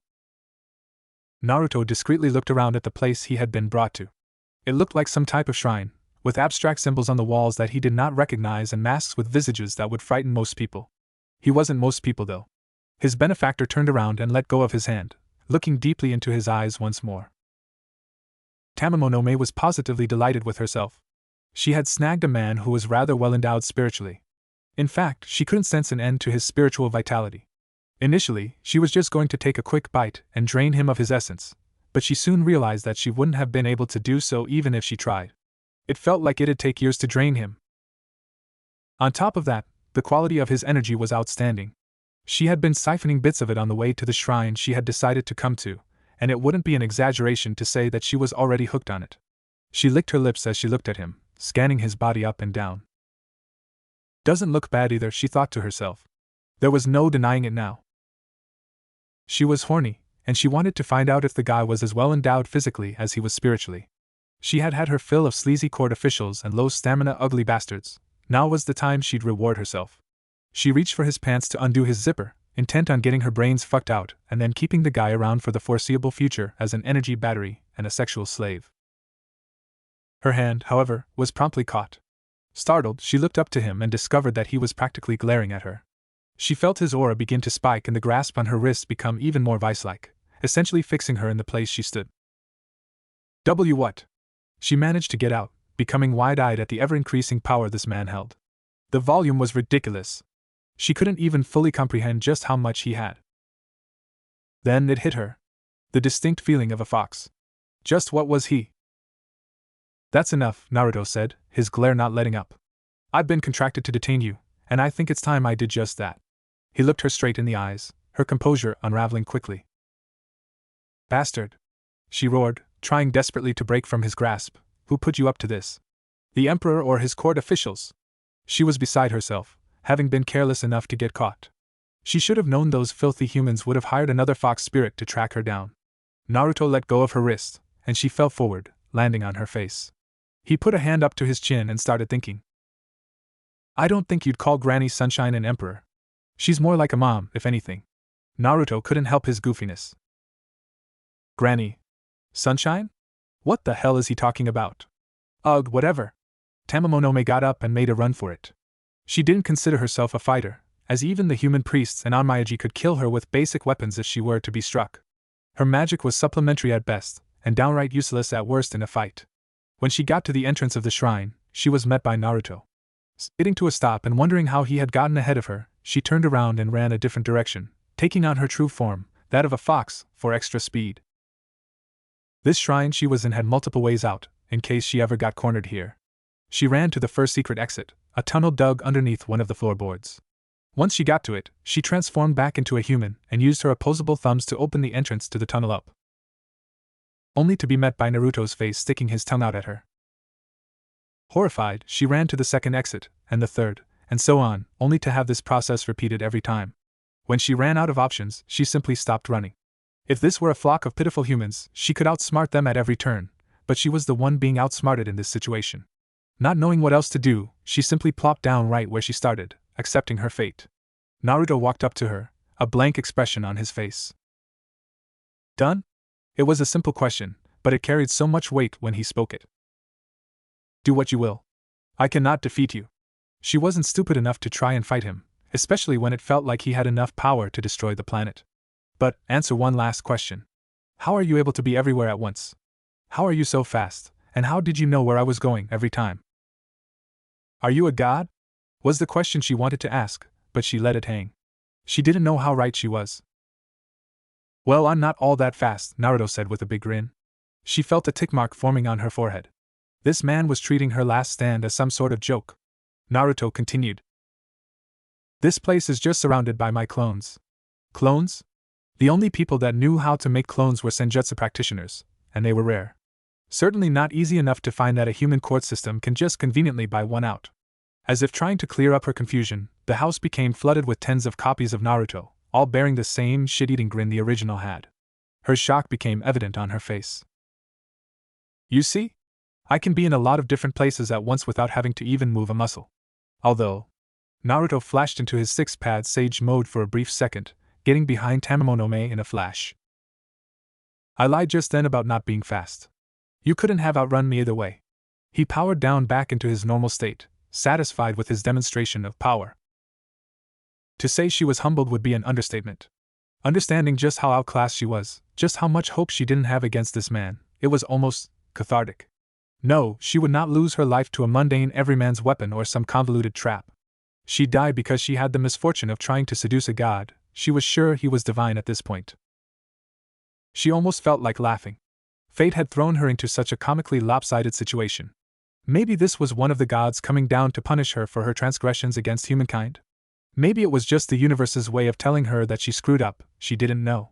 Either way, she had accepted that she would cease to be on this day. Make it quick, she said with her head downtrodden. Naruto got rid of his clones and started walking towards her. I said I had to do my job, so I will. She could see his feet getting closer to her, no doubt to strike the decisive blow. Despite her earlier acceptance, she could still feel her heart beating wildly. She was afraid. Scornful. Full of regret. She wanted to look up and plead with him to spare her life, but her pride wouldn't let her do anything more than wait for the inevitable. She closed her eyes, hoping it would numb the pain. Naruto got to her, holding his hands up. Banbutsu Sozo no Jutsu. Her vision went black, and she felt something being tied around her sternum and waist. Whatever this was, it was uncomfortable, but not death uncomfortable. She felt her body suddenly capsize, and she could tell that she was being carried. Tamamonome was at a loss for words. She wanted to open her mouth to speak, but didn't even know what to say. Settling on just the basic questions, she mustered up her courage and began to speak. Weren't you going to, kill me? Who said anything about killing you? Naruto asked. I said my job was to detain you, and that's what I'm doing. Weren't you hired by the Emperor? I already told you, I don't think Granny Sunshine is an emperor or whatever it's called. All I'm doing is taking you to her. Tamamonome's forehead was bulging with veins. She wasn't getting anywhere with this all-powerful idiot. She decided that she'd just bitch at him until they got where they were going. She had nothing to lose, since he's apparently not out to kill her, which means whoever his boss wasn't out to kill her. Who the hell is Granny Sunshine? The captured fox spirit could not see where she was going, but she could very well still feel the ambient energies around her, and hear well enough. She began to wonder just how she didn't sniff out the man who was currently carrying her. His energy was like a goddamn tidal wave. It was compact, tied around his own person, but the sheer density of it was unfathomable. Now that she thought about it, this guy's energy felt distinctly like chakra. It didn't feel all that much different from her own, now that she was up close and not panicking. It actually felt quite soothing, like bathing in sunlight that was just the right temperature. She did feel some fox inside of him, so she wasn't too surprised. What did surprise her, though, was what she felt next. She felt him stop, making some sort of gesture with his body and speaking in vague terms with someone. Then, 3 energy signatures as abundant as his own appeared out of nowhere, and they started moving again.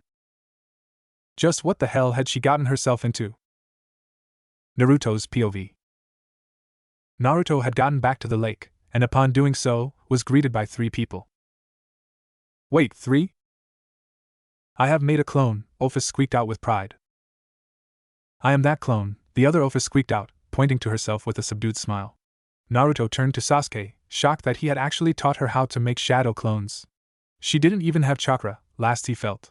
The unspoken question between the two hung for an uncomfortable couple of seconds, and the situation was only made worse by Naruto's shit-eating grin. Having had enough, Naruto spoke up. So, how'd you do it, Professor? Naruto was well aware that Sasuke's desire to be a teacher was begotten because he didn't do much in the way of teaching Sarada back home. He was also aware that Sasuke hated being called professor for one reason or another, so he liked to rib him by doing just that from time to time. Sasuke looked at him, dumbfounded. He ignored his question and asked one of his own. I think the bigger question here is literally hanging from your shoulders, he said, pointing to the obvious elephant in the room. Naruto briefly looked around, pretending like he didn't see anything. He then felt a very heavy, more solid structure replace his captured target, and slumped to the ground in a pitiful heap. He got back up and started yelling. Oi team! Learn how to take a joke. A vein popped on his forehead in the process of yelling. Sasuke could be a complete ass, even after he got out of his emo phase and came back to Konoha. Using his Rinnegan to swap out the feathery weight of the woman he was holding with a goddamn boulder was too much. Right back at you, Dobe. You can toss a dragon but can't hold up a boulder? I was in sage mode, you ass. Good ol' S&M, huh? Sasuke's wordplay was not lost on Naruto. What is S? Ophis started. NM? Ophis too finished. Naruto facepalmed. Sasuke was giving him a taste of his own medicine with the obviously lewd comments. He turned towards the 2 dragonkin. It's nothing. You'll learn when you get older. Ophis looked at Ophis too and they both shook their heads. They had forgotten that this smaller form didn't coax the 2 deities. So they became busted again. Where was this growth magic mumbo-jumbo when I was a 12-year-old pipsqueak? Naruto said in response to the 2 growing again. Sasuke couldn't hide the hint of laughter coming from himself, so he simply turned away so as to preserve his cool guy image. Cool guys didn't laugh, they only smirked. Naruto could feel a massive headache coming on. Naruto turned towards the sound of a silky smooth voice. Oh yeah, that's right. The Fox Lady. Sasuke had used his Rinnegan to switch her out with a nearby boulder on top of his arms, so she was still in the vicinity. He walked over to her and threw her back over his shoulder, turning around to Sasuke. I'll fill you in when we get to the place I need to drop her off at, he said, pointing to the newly recaptured Kitsune. For now, let's just get going. Sasuke trusted Naruto most of all, so he followed him without question to wherever they were about to go, matching his pace and walking side by side with him. Office 1 and 2 brought up the rear, still following them as eagerly as the day they had made the decision to do so. Naruto took notice of this, and he whispered to Sasuke. Psst, hey. Isn't she gonna pop her clone? There's no reason to have one out right now. That clone is special. It's of an even higher caliber than the ones you use, and it wasn't even made by chakra. At this revelation, Naruto looked back at the two identical dragon women. Is there something wrong? One started and the other finished. Why did they do that? Whatever. He was just a bit salty. Clones had been his bread and butter and the first high-level ninja technique he ever learned. He prided himself on being the best clone user around, but now some random dragon with zero understanding of how to even make clones before today just shows up and one-ups him? Preposterous. Naruto spent the rest of their trek to this unknown location with a sour face. He'll reclaim his throne, one way or another. Abandoned shrine. There were very few things that surprised Tamamonome anymore. Sitting before the chief deity of Japan after being captured by presumably another deity was one such thing. Yo, Granny Sunshine! Naruto bellowed out. The goddess he was referring to stood still, but the temperature in the shrine they were standing in began to rise ever so slowly. I'd prefer if you referred to me with a more dignified name, young man, she responded, smiling the brilliant smile she was known for. But Granny Sunshine is easy to remember, and it's accurate, Naruto argued, not seeing the slightest bit of wrongdoing in how he addressed the deity. The temperature in the shrine rose again, but the only person that was bothered by it was the tied-up fox spirit. Sasuke, for the second time today, was trying to hold in a chortle for dear life. This person was clearly someone very important, judging by the waves of energy rolling off her, and how she held herself, similar to royalty back home. Naruto's blockheadness didn't stop for anyone, though. It was simultaneously one of his flaws, and one of his strengths as well. Naruto didn't see status or stereotypes when he talked to people. He saw them for who they were, and only that. Even objectively horrible people like Nagato, Obito, and Sasuke himself. Amaterasu sighed, relaxing her increasingly turbulent energies and straightening herself out. This man had done her an enormous favor out of the kindness of his heart, capturing one of the three great yokai, the three most vile monsters in all of Japan that had been terrorizing her nation for years and threatening to plunge it into oblivion. She herself couldn't do anything about them with how tied up she was dealing with her own pantheon, but he had gotten the job done the same day that she had proposed it to him. Letting him call her a silly nickname was the least that she could do. Very well, Azura-san. Call me as you wish. Turning towards Sasuke, she shot a demure smile his way. I don't believe we've met. Are you Azura-san's acquaintance? Sasuke replied. Yes. My name is Indra. Indra? She had never pegged him as wanting a successor or a child, but maybe the old fogey had had a change of heart over the various millennia? She called him an old fogey, but they didn't differ much in age if by any amount at all, and Arasa liked to fudge her age by at least a few centuries. She was the youngest goddess in all the realms, and no one could tell her differently. She could feel the ambient energies pouring off this successor of Indra, and the thought of the current Indra wanting him as a successor became more plausible. His power was immense, and he appeared to be in a resting state. He was at least this powerful all the time. One-armed though he may be, he could do some serious damage to most divine beings just as he was, standing right there. And then there was her. Wait, there was more than one. Amaterasu's thoughts turned to the giant, suffocating elephant in the room, or rather, the pair of elephants. This is getting out of hand. Now there are two of them, she thought. Why had the infinite dragon god cloned herself? Or was it the doing of these two newer deities? She'd have to tread even more carefully from now on. Neither possibility was particularly welcoming. She turned back to Naruto, who was grinning in a goofy manner at her acceptance of his nickname. I do believe I owe you something. Speak whatever wishes you have, and I will accommodate you if it is within my power. She was a woman of her word. One doesn't maintain the position she has for as long as she has by giving hollow promises. She was no false idol.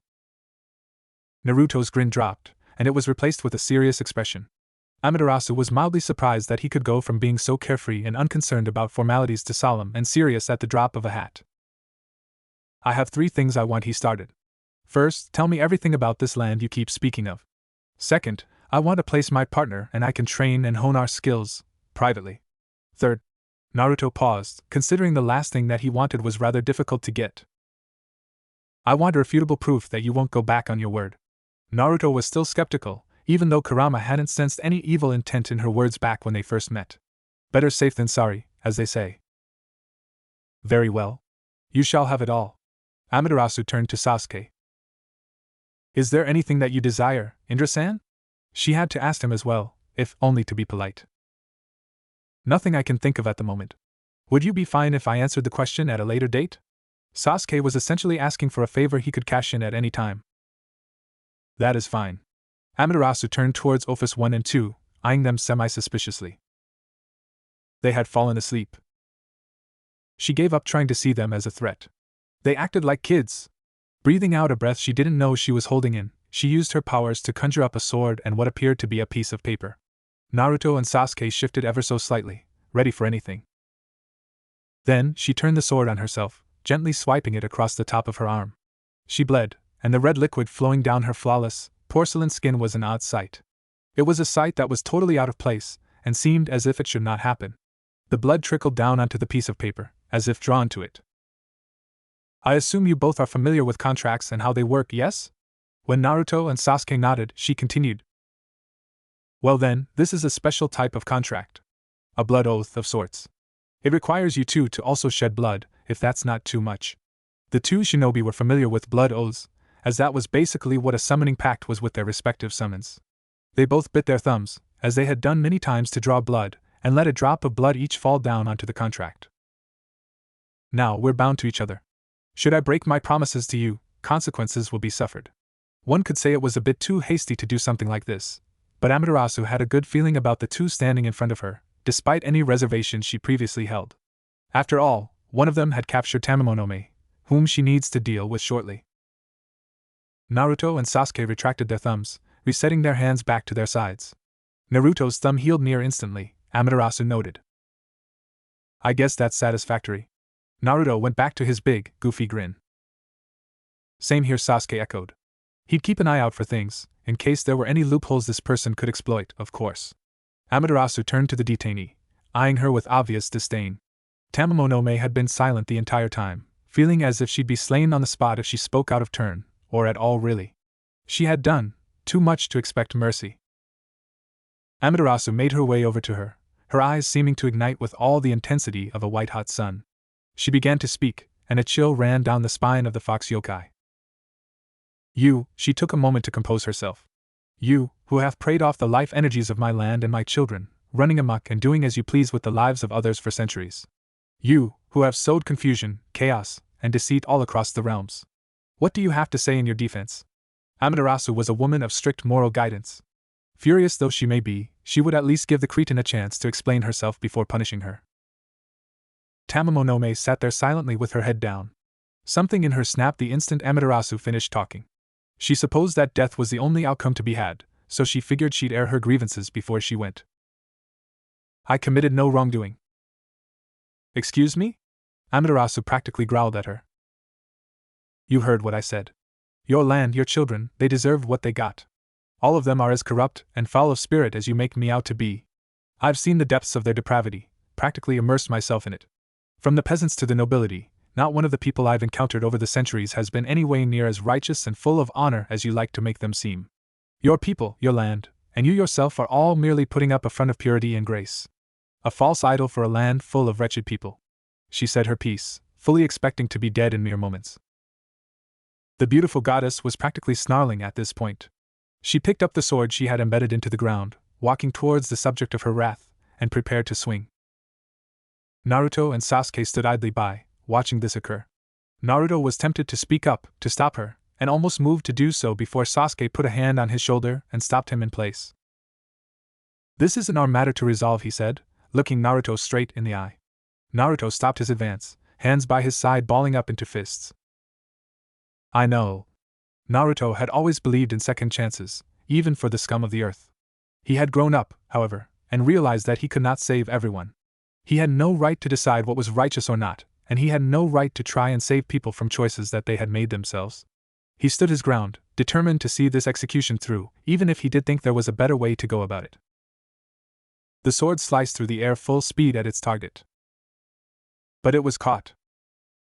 What? Amaterasu almost jumped from the sudden stoppage of the blade. Cease.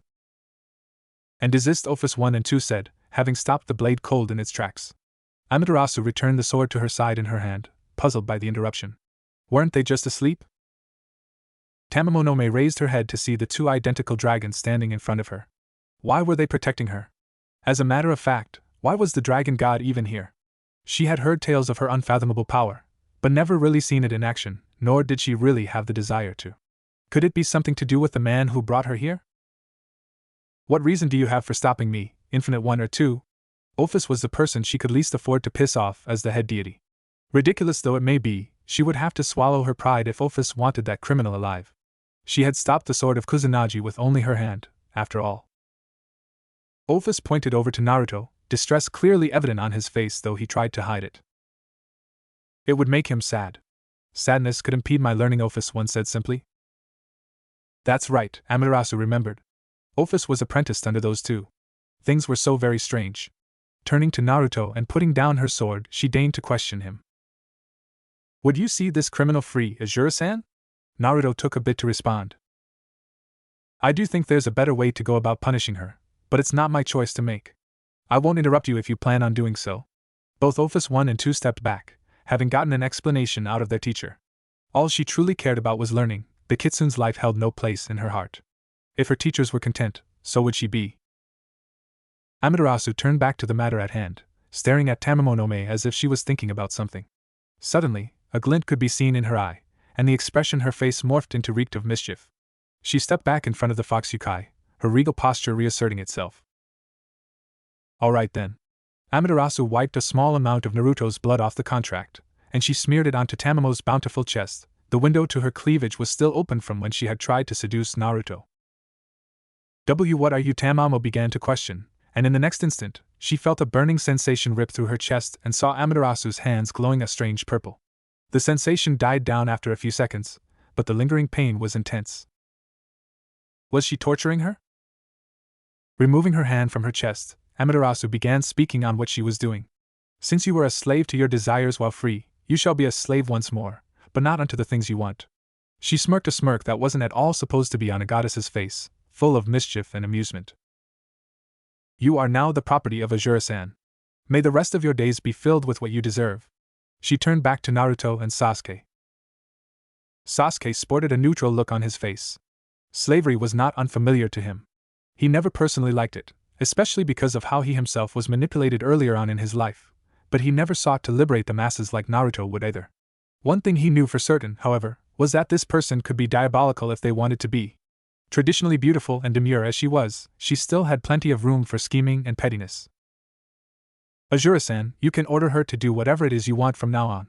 Should she disobey, she'll get a nice surprise. Amaterasu giggled. If Fujin was here, he'd be cowering in a corner. Naruto was dumbfounded and didn't know what to say. Slavery never sat right with him, but the only alternative seemed to be her death. Then, he thought about it. He didn't have to treat her like a slave, even if she technically was one. Sighing, he accepted that this was the only plausible way to save her without causing a fuss or having to potentially fight. They needed to lay low for the time being anyhow, and they had already gotten off to a bad start, dropping down in the middle of a war zone. He was still mad at Sasuke for that. Fine. Let's just move on to the info dump, shall we? He responded. Gladly. What do you need to know? Several hours later. It had taken quite a while to get through and make sense of all the information Amaterasu had told them. This world was packed to the brim with inhabitants, separate dimensions, and different factions, all with their respective goals and desires. They had to embellish a bit, feigning immaturity to get her to explain things they would already know if they were really from here, but they got through it. Now, they were being led to their own personal training grounds. That would be their base of operations. Here we are, Amaterasu called out, stopping in front of a building that was empty on the inside. You can customize this place to your liking, and don't worry about privacy. This place will be protected by wards of all kinds. I will take my leave now. I trust everything is to your satisfaction. Great, Naruto spoke up. Ditto, Sasuke spoke. As long as the place could hold up, he'd be fine with just about anywhere. Well then, farewell. Amaterasu took her leave, eyeballing Tamamo before she beam teleported up. Welp, let's go in. Naruto led the charge into the empty building, opening the singular door and stepping inside. Sasuke was by his side, and the Ophis twins brought up the rear as usual. The fifth and final member of their party, however, stayed behind with her head drooped down. Naruto took notice of this and called out to her. Hey, Tam-chan, come on in. Tam-chan? Was he speaking to her? You don't want to be left behind, do you? After asking his question, her chest started to illuminate, and she could feel the onset of a burning sensation. A crest was beginning to form in the middle of her cleavage, forcing her to scurry into the building. She did not want to feel that pain she felt back at the shrine ever again. Naruto closed the door behind her, having noticed the glowing. He lamented that the slave crest appeared on her chest. It made it look like he was leering at her. Nevertheless, he turned around to set about doing what he and Sasuke had planned out, before being stopped by a hand tugging on his arm. Why? She asked. Why what? He asked back, oblivious to what she meant. Why would my death sadden you? You don't even know me, and I've done horrible things. She needed to find out why he looked so distressed back there. It was eating away at her psyche. I don't really have an answer, he responded. You don't? She was sure he was bullshitting her. No one ever did anything without looking for personal gain. Well, it's more like I don't think the answer makes any sense, He rubbed the back of his head sheepishly, and she could swear that he was beaming at her like she was an old friend or something. She still held the opinion that he was good-looking, and his chakra was soothing to be around. It was making it hard for her to make decisions and formulate more questions. Snap out of it, she thought. Shaking herself back to reality, she continued her questionnaire. You're lying, she said brazenly. You want something, and I'm going to find out what it is. No one is as chivalrous as they make themselves out to be. Naruto lowered his eyelids halfway down and sported a subdued smile. What was he planning? Well, I'm no knight in shining armor, that's true. I guess I just couldn't kick that old habit. Everyone deserves a second chance, you know? Bullshit. Naruto didn't quite catch what she said. Bullshit, she nearly shouted. If the others heard her, they didn't show it. You're just using me, I'm just a means to an end. She didn't know where this outburst was coming from. She had never had any problems with her temper in the past, but now, something was egging her on. Maybe it was her conversation with Amaterasu, or maybe it was the pretentious goody two-shoes standing before her. Whatever it was, she needed a release. You can believe what you want, Databale. I'll just show you, since actions speak louder than words. Tamamo audibly growled. He was seriously pissing her off, but there wasn't a damn thing she could do about it. She'd get him to drop this chivalrous front even if it was the last thing she did. Naruto turned around, fully intent on showing her that he wasn't interested in using her for any scheme or convoluted purpose. A light bulb popped over his head, and he turned back around. You can't disobey orders from me, so I guess I'll go ahead and give out your first order in that case. There it was. Not even a full day, and he had revealed his true nature. She waited on whatever self-serving order he'd give her. Be yourself. What? You heard me. I said to be yourself. Don't worry about obeying me all the time, and be yourself. Do things that you want to do. Naruto knew he was taking a risk here, what with her reputation, but he needed to prove a point, and frankly, he had more than enough power to stop her if she did truly go back to her old ways. He'd take full responsibility for this. Tamamo all but snarled at him, incensed that he was trying to give her the illusion of freedom. She would stick around to make this pretender show his true colors, mouthing out a vow to him. I'll make you pay for that. Naruto was a man of many scruples. It made his life both easier and harder at the same time. Over the past few months, he had learned that the hard way. Letting one of the three great yokai do as she pleases was a recipe for disaster. Now, he stands before her atop a building that's soon to be in ruin. Flames licked at his heels, and the integrity of the building had long since been compromised. It was going to topple at any point, not that a fall from heights would kill him. He looked at the source of all this calamity, clearly disappointed by her actions. Is this what you wanted, Tama-chan? Stop calling me that, you self-righteous bastard. She snarled, clearly on edge and extremely irritated. Nothing she'd done had worked. Nothing had made the man before her break, or even show any chinks in the armor that was the facade he had put up. She was at her wit's end, and so, she did the only thing she knew how to do. She manipulated people. -6 months prior. Tamamo snuggled up to Naruto, hoping to charm his pants off with her body. No man that she knew of could resist continuous assaults by a beautiful woman, and her looks were the things she was most confident in. He had done so once, but could he keep it up? Naruto had regretted shaping the place like he did. It wasn't just a workout area, it was their new home. He had populated the empty spaces with furniture, supplies, and food using the creation of all things ability that he had learned about from Super Sage Gramps. His imagination was boundless, so it wasn't hard to create things. He had offered Tama-chan her own bed and living space, but she vehemently refused on the grounds that accepting his kindness would invalidate her agenda. He knew she was a stubborn one, but he didn't push the envelope so as to not exacerbate the situation. I can make you a bed if you really want one, Tama-chan, he said. It feels so much better sharing yours, though. She crawled along his torso, sensually running her hands up and down his body. She leaned down, planting small kisses and licking wherever she thought he was sensitive at. Naruto was holding up remarkably well, given the last time he had been intimate with someone was well over 1,000 years ago. Naruto's arms shot out, surrounding her waist and enveloping her. She had to admit, it felt great to be held like this. She had been deflowered many times already, but the rush that came from this hug was different. His chakra was doing a number on her mental fortitude, but she'd see this through. She needed to expose him for the fraud he was. She could get rid of this nagging feeling in her chest if she did. Suddenly, she felt herself capsizing and being thrown over his shoulder. It was exactly like the first time he had captured her, slinging her over his shoulder like a bag of meat. She hated that. What are you doing? She yelled out indignantly. I'm taking you to your room and making you a bed with the same features as mine. That way, you won't have to bother coming all the way to my room to sleep better. Naruto sat her down in the place he had designated as her living space, and got to work with his creation ability, making all sorts of things. When he finished, he wiped some sweat off his brow. A job well done, if I do say so myself to Bayo. He laughed joyously, then walked back to his room. Tamamo sat there in utter confusion. Was he one of those asexual men she had heard about? She didn't even feel a reaction to her body, the bastard. Steeling her resolve, she vowed to try again tomorrow, as it was getting late and she still needed to sleep to a degree, or her powers wouldn't be at their utmost capacity.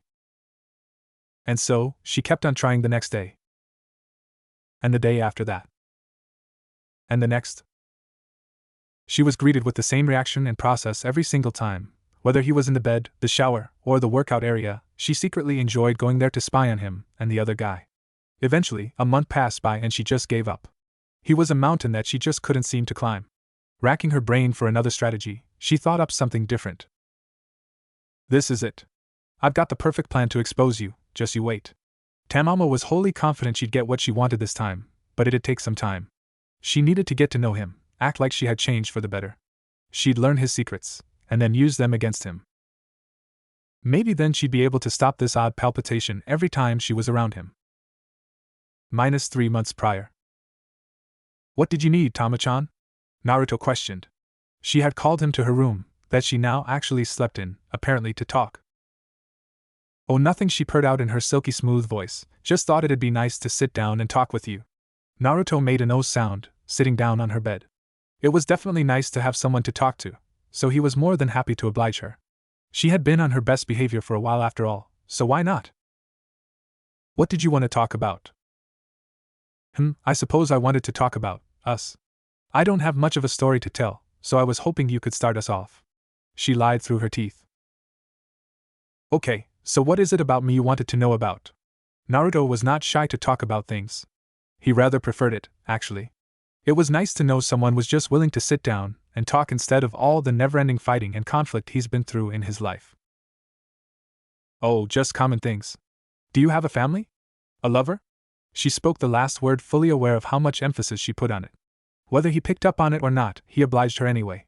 She still wasn't sure if he was a god or just an extremely powerful human that had somehow gotten his hands on chakra, but this should confirm it. Well, that's a bit complicated, he began. I didn't have a family to start out with. No mom, no dad, I was an orphan. Eventually, people started to surround me that I would call family. They didn't share my blood, but the bonds we made were the real deal. Upon finishing his sentence, he smiled that cheesy grin that made her heart feel unstable. She hated the effect he had on her, believing it to be rage. My life ran its course and I eventually started a family of my own.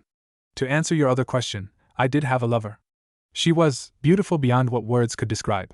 Naruto knew he shouldn't be saying all this, but having someone listen to him tell his life story, albeit a truncated, void of details version of it, felt almost cathartic. Sasuke already knew what he went through because they went through it together, and still are. He didn't have anyone left besides that. Tamamo felt like she had struck gold. Judging by how he spoke, he was human, so very human. Gods were apathetic creatures that didn't truly feel emotions other than anger and wrath. They just as soon as watch their domains burn down than lend a helping hand to those in need. She would know. Time to press the issue. What did she look like, if I may ask? Naruto hesitated to answer but did so anyway. Her body wasn't too different from yours. He had made that observation a while back. Tama-chan had a body much like Hinata's. What she didn't have was the endearing smile, genuine love and care laden through her voice, and the capacity for affection beyond physical lust. She had long, black hair and eyes that could enchant anyone, even though they had no pupils. Naruto's smile grew larger. Remembering Hinata always brought him out of whatever dark recess of his mind he'd venture into. She was his rock, his anchor to reality. Losing her hit him harder than any of the villains he had ever faced. Tamamo sat there, genuinely in awe at how he spoke of his wife. She'd had married men go down on her before, throwing all pretense of faithfulness out the window. They only ever talked about how their marriage bogged them down, and how they needed a release from their spouses as they drove their dirty phalluses into her walls. The man before her. What if he was different? Could she trust him? Could she? No. He was lying. He was better at it than just about anyone she had ever encountered, but he was a liar nonetheless. She herself was a master at the craft, and she could tell when someone was trying to play her for the fool. She couldn't let him take advantage of her. She'd proceed with her plan to take him down. Era, that's wonderful. Well, I feel better now, having listened to your story. I couldn't sleep, so I thought I'd have someone come and talk to me till I could. She knew what she was doing. Naruto smiled his usual smile and made to leave, getting up and walking towards her door. Sleep tight, Tama-chan. He closed the door behind him, walking back to his room. She's playing you, Naruto. Finally awake, Kurama? Yes, as are we. 8 new but different voices spoke up in his psyche. All 9 of the tailed beasts had fully awakened. Heh, took you guys long enough, Naruto responded. This is no laughing matter, kid. She's positively bursting at the seams with negative emotions. She wants to destroy you. The other 8-tailed beasts hummed in agreement, even the normally rambunctious one-tail. Naruto would be lying if he said he didn't notice the emphasis and inflections in her voice when she spoke. He knew when someone was lying. He lied to himself constantly. I know, Kurama. I won't let it escalate into anything. I just wanted to give you a friend. A friend? The ancient fox was perplexed. Yeah. There's me, and Sasuke when he plucks the stick from his ass, and the rest of the tailed beasts, but I get the feeling you're kinda lonely as the only fox. I said I'd do something about all that hatred you held, and I still am. Even after all these years, you're still this soft. That's going to get you killed one day, you know that?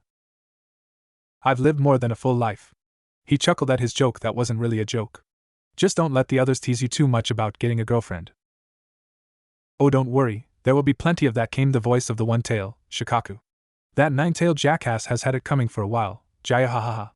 His insane laughter rang throughout Naruto's head, prompting him to speed-walk to his room so he could let sleep's warm embrace spare him from the cackling. He hopped in his bed, counting sheep as he had been told to make himself go to sleep. Eventually, his consciousness faded, and all that could be heard coming from his room was the sound of him snoring. Later that night, the door to his room creaked open. A raven-haired mistress walked in, softly plodding towards Naruto's bed. Tamamo was a shapeshifter. She could change her physical appearance at will to trick or seduce anyone whom she pleased.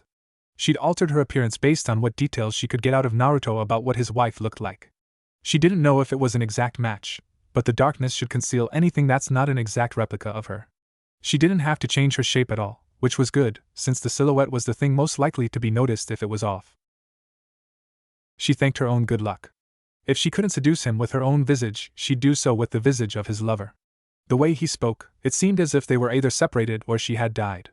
She'd crawl into his bed, wake him up, mate with him, and then reveal herself, exposing his infidelity. Now was the time to strike. She creeped closer and closer to his bed, until she was close enough to lay her hands on him. She reached out to caress his cheek like a lover would, her heart churning and beating faster than she thinks it ever has. Why was this making her so nervous? Was she afraid of retaliation? Did she come so far just to chicken out at the mere thought of her plan failing? Or was it more profound? Was she afraid of the love he'd heap onto her, thinking she was his lover? She stopped in her tracks, taking a deep breath. No, she needed to get through this. She would not admit defeat. Steadying her trembling hand, she continued to reach out to him. Until a crushing force gripped her wrist, startling the daylights out of her. She turned to the side her wrist was being crushed on, and saw the visage of a massive black dragon staring back at her. The wind left her lungs, and her mouth hung open as if to scream, but she didn't. She couldn't risk waking up her target, and she'd surely wake up the entire city if she emoted the terror she was currently feeling. "What are you doing?" Ophis, the original, asked, speaking in a hushed tone. "Sleep is important. I cannot be trained if he does not sleep." Ophis had come a long way in her training. She couldn't do anything that required chakra, but more achievable things like stealth and hiding in plain sight were learned. She had taken to, for lack of a better term, bodyguarding Naruto and Sasuke. It occurred to her that, as powerful as they were, if either of them were to be off in their sleep, or simply did not get enough sleep, they could not continue to train her. She herself did not need sleep, so she decided that she and her clone, Lilith, she had named her, would stand at their bedsides and watch them sleep every night. Was it creepy? Yes. Was it effective? The results speak for themselves. Tamamo scrambled to come up with a way out of this. The dragon god would obliterate her if she made one wrong move, and she still had a score to settle with the man in the bed. Cogs turning furiously in her head, and her eyes widened. I was just coming to put up some protection spells. Can't have too much security, right? She was sweating bullets, hoping Ophis would buy it. Ophis pulled her closer, growing to exactly her height and looking her straight in the eye. I see right through you, she said with an air of authority. Harming him is forbidden. I will not kill you, for it would make him sad and interfere with my own plans. Flee, before I change my mind, fox. With that, she released the fox Yukai and let her run back to whence she came. She turned back towards Naruto, looking over him. Why do you tolerate her? She asked. Naruto rose up from his bed, fully awake. She knew he was awake this whole time. She needs help, was his simple reply. She seemed to have only known suffering and depravity, with the way she spoke back at the shrine. Naruto had once said that if helping someone made him a fool, he'd be a fool for his entire life. As much as everything's changed, that remained the same. He probably couldn't even be classified as a ninja anymore, but his beliefs carried over.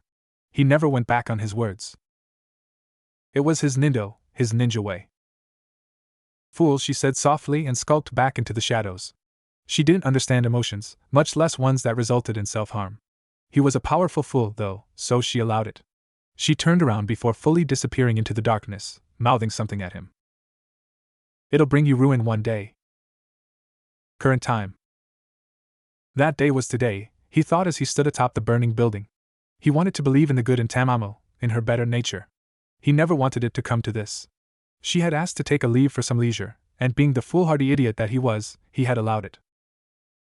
Now, innocent lives had been lost. She had gone and charmed 2 different leaders of the area into a large-scale skirmish over her hand. Spineless mooks who were slaves to their desires. They and their armies fought, bringing chaos to the land and forcing him and Sasuke to step in to stop the damage from spreading any further than it had. Sasuke had already taken care of his side of things. He had requested Sasuke to let him take care of Tamachan specifically, to which the Uchiha obliged. Naruto made a few hand signs, his eyes still focused on Tamamo. Water style, water dragon. A massive dragon made of water appeared, going through the various buildings that were on fire and quenching them, including the one they were standing on. Releasing the hand signs, Naruto continued to stare disapprovingly at her. She growled and hissed as if she was in agony. His gaze, it was messing with her, driving her mad. Why, she managed to croak out. Why what? Naruto spoke back, feeling a sense of déjà vu. Why do you cling to this wretched illusion for so long? She yelled out, rage flashing in her now golden eyes. Even now, with the immense power you possess, you refuse to even target me. To order me. To defile me. Stop pretending, and reveal yourself, fool. I haven't been pretending at all, Naruto spoke back in a hushed tone.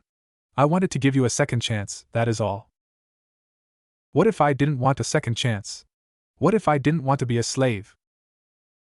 I never treated you like a slave. I gave you all the freedom you needed. This is what you did with it, Naruto finished, pointing down to the building they were standing on. It'd collapse at any minute. You took my agency away from me. You took away my right to die. She yelled out, shocking Naruto. Did she want to die? He could empathize with her, if that was the case. Being 1,000 plus years old had given him time to think. Too much time, in fact. The thought had crossed his mind several times. It still does, but he can't just up and off himself. That wasn't how he wanted to go out. Gathering himself from the shock, he took a step forward. She took a step back. Another step forward. Another step back. Naruto stopped, seeing what was going on. She was teetering on the edge of the building, looking at him with defiance in her eyes. Instantly, he shot towards her in six-path sage mode, intent on rescuing her before she could jump off, and he would have. Had she not set a trap? Naruto found himself unable to move, stuck in something sticky and viscous. Chakra-infused mud. He had neglected to check for any traps in his panic. It reminded him of a technique Jiraiya used when he and Tsunade were fighting Orakumo all those years ago. He broke through the mud with ease, but that split-second occurrence was all Tamamo needed to plunge herself off the edge of the building. Naruto sped off the side of the building, but he was too late, as she was inches from the ground when he had begun. Landing next to her now broken form, he sported a dark expression. He leaned down, seeing that she was still alive. He made to heal her, as he had the power to do so, but found his wrist gripped by her feeble strength. Don't she weakly manage, coughing up blood in the process? Why? He asked. Why would she go this far? Was this what she meant when she said she'd make him pay for it? Tamamo looked at him weakly, having a moment of clarity in her fast-approaching death. I'm not worth it. Who decided that you aren't? Naruto practically yelled at her. I did, she responded. I don't deserve to live. I don't deserve you. Her coughing fits got worse, and the blood started to run down her mouth. Tamamo was a sorceress, but she was only slightly more durable than the average human when not protected by magic. Naruto, catching the last part of her sentence, looked at her puzzled. What did she mean? Tamamo picked up on this, and answered his question. I finally know why I couldn't bear the sight of you, she croaked out. I thought it was rage at first, but it wasn't. What I said atop that building. I meant it. You didn't order me around, defile me, you weren't wrathful, she paused, coughing up more blood. Her voice was growing weaker. She needed to tell him. You were everything that I had lost faith in. I used to be a human. I discovered magic, and went down a path of depravity. I lied, seduced, stole, and killed. Everyone around me did the same, until you showed up. I tried and tried, but I couldn't break your will, your spirit. I thought you were a god, or a fox like me, but you're human, aren't you? Yes, Naruto responded, deigning to continue listening to her story. She laughed a weak laugh, and smiled. A genuine smile, unlike the ones she had used for centuries. I believe I came to love you. I just didn't have the courage to believe it. Love me? Yes. She was crying now. If only I had the courage. If only I had met you sooner. If only I had a second chance in life. She looked up into his eyes, realization dawning on her. She did have a second chance. At this, her smile grew even wider, and she could feel the end approaching. If only I could meet you again. The light left her eyes, and her body went limp. Naruto, having not healed her out of respect for her wishes, picked her up bridal style and stood motionless. Sasuke, Ophis, and Lilith appeared next to him, all three of them realizing what had happened. Naruto turned to the three of them. Can you clean up here? He asked to no one in particular. Of course, Sasuke replied. Naruto shook his head, thankful for his friend's productivity, and took off with the dead fox in his arms. This is the choice she had made, so he wouldn't weep. He was sad, but knew some things were inevitable. He could not save everyone, especially from themselves. He sighed, hoping that she would be happy wherever she ends up in the afterlife. How did that work here, again? He thought he was done with this when he left the elemental nations. He thought he was done burying the dead. As one life ended, another began. Free from its previous impurities and sins, All that was left after the taint was washed away was burgeoning curiosity and love. With Sasuke. Sasuke wasn't surprised. He had seen Naruto devastated before, had been the cause of it himself. Even over the centuries, knowing what he knew, it had been the hardest thing for the hyperactive knucklehead to just sit idly by.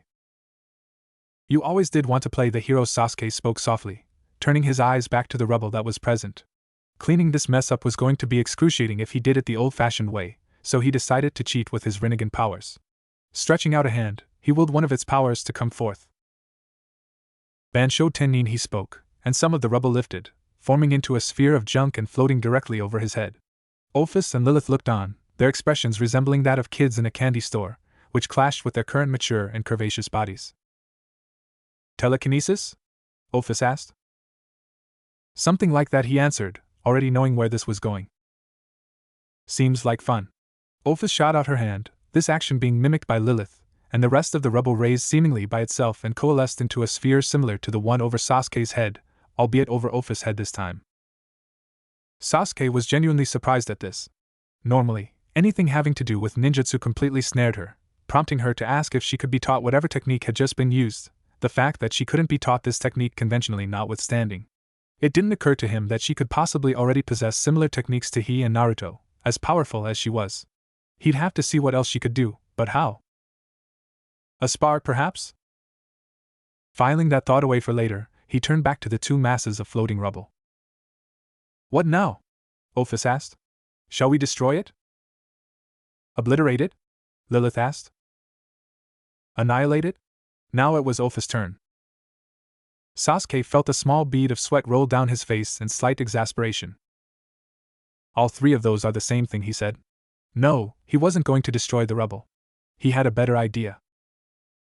You can open portals, right? He asked the two dragons. Yes, both responded. Where exactly can you do so to? Anywhere, Ophis replied. Perfect. Alright, that's good. Open a portal into an active volcano and we'll fling all of this in. I thought you said we weren't going to destroy it? Ophis was confused. What difference did this course of action make towards the ultimate outcome? I did. We aren't going to destroy it. He smirked. He could be cheeky every now and again if he wanted to. Ophis, in a rare sign of emotion, puffed her cheeks out slightly like an angry kid. This man was being coy with her, and it prickled her sense of pride, as miraculous as it was that she could say she had won. Was the mature body not enough? What would make him take her seriously? Perhaps a demonstration of power? Oh, there's a massive amount of training dummies surrounding them, as she thought. Perfect. She opened the portal, and the two dumped their garbage in, and turned back around nonchalantly. Sasuke, having picked up on the sudden mass of presences surrounding them as well, cracked his neck and focused his eyes. Energy signatures sprung up everywhere within his sight, and there seemed to be waves of them. He couldn't see anything resembling chakra coils, or anything that looked like it gave life to begin with. Whatever was creeping up on them was more akin to a sea of puppets being controlled with strings than flesh and blood assassins. Come out. We know you're there, he spoke candidly. There wasn't any point in beating around the bush. Suddenly, a rumbling could be heard coming from the surrounding area. A torrent of creatures came into Sasuke's vision. They were large, almost twice as tall as he himself. They had bodies made of rock and stone, and no discernible faces on what he guessed were their heads. They were, as he had surmised, probably just soulless puppets being controlled by someone else. He knew the workings of a puppet master when he seen one, having been manipulated like one himself so long ago. Without warning, the rock creatures shot towards them on all sides, their numbers seeming endless. Sasuke, Ophis, and Lilith stood there composed, not worried in the slightest. The creatures dogpiled on them, burying them under their weight. Shinra Tensei. The creatures were all blown back by an invisible force. Their bodies fell apart, apparently having been poorly constructed. Sasuke stood in the epicenter of what had been the dog pile, completely unscathed along with Ophis and Lilith. He lowered his outstretched hand, the job seemingly finished. Ophis and Lilith turned towards him, stars in their eyes at this new technique. Sasuke turned towards them, the obvious command, because that's what they were. Ophis never asked question, she made demands, hanging in the air. You can't learn this, it's genetic. He felt a bit of guilt looking at the puppy dog eyes that followed, but stood his ground. Everyone's attention was grabbed by the sound of rocks slamming against each other, and the trio turned back around. The rock creatures were putting themselves back together again. Sasuke's mouth formed a frown, annoyed by this discovery. Regenerating enemies were always a pain in the ass. He turned towards Ophis and her clone, seeing that they had come to some type of realization. Do you know what these things are? Golems, both of them responded. Soulless creatures that are manipulated by implanting an energy source and controlling their movements remotely. They can't be killed normally. Sasuke took their words at face value, since they seemed to have experience regarding this matter. Seems like you know an awful lot about these golems. Have you ever made use of them yourself? This time, only the original Ophis spoke. No. I have no interest in beings with such little power. I have, however, been attacked by them before. Sasuke guessed that she was telling the truth. She didn't seem the type to be able to effectively lie. Appearances can be deceiving, he noted, and she often said what she meant bluntly. She didn't take any interest in the fox spirit that Naruto had captured, nor did she pay any attention to anything else but them really. Her knowledge was definitely coming in handy in this situation, so he dropped his suspicions for the time being. He just needed to find out how to kill these golem creatures. Said creatures rushed them again, throwing lazy haymakers and trying to grab them. Sasuke dodged and weaved through the horde with ease, not even bothering to look to evade the strikes. He turned his head back to the Dragon God twins, gauging how they were in battle.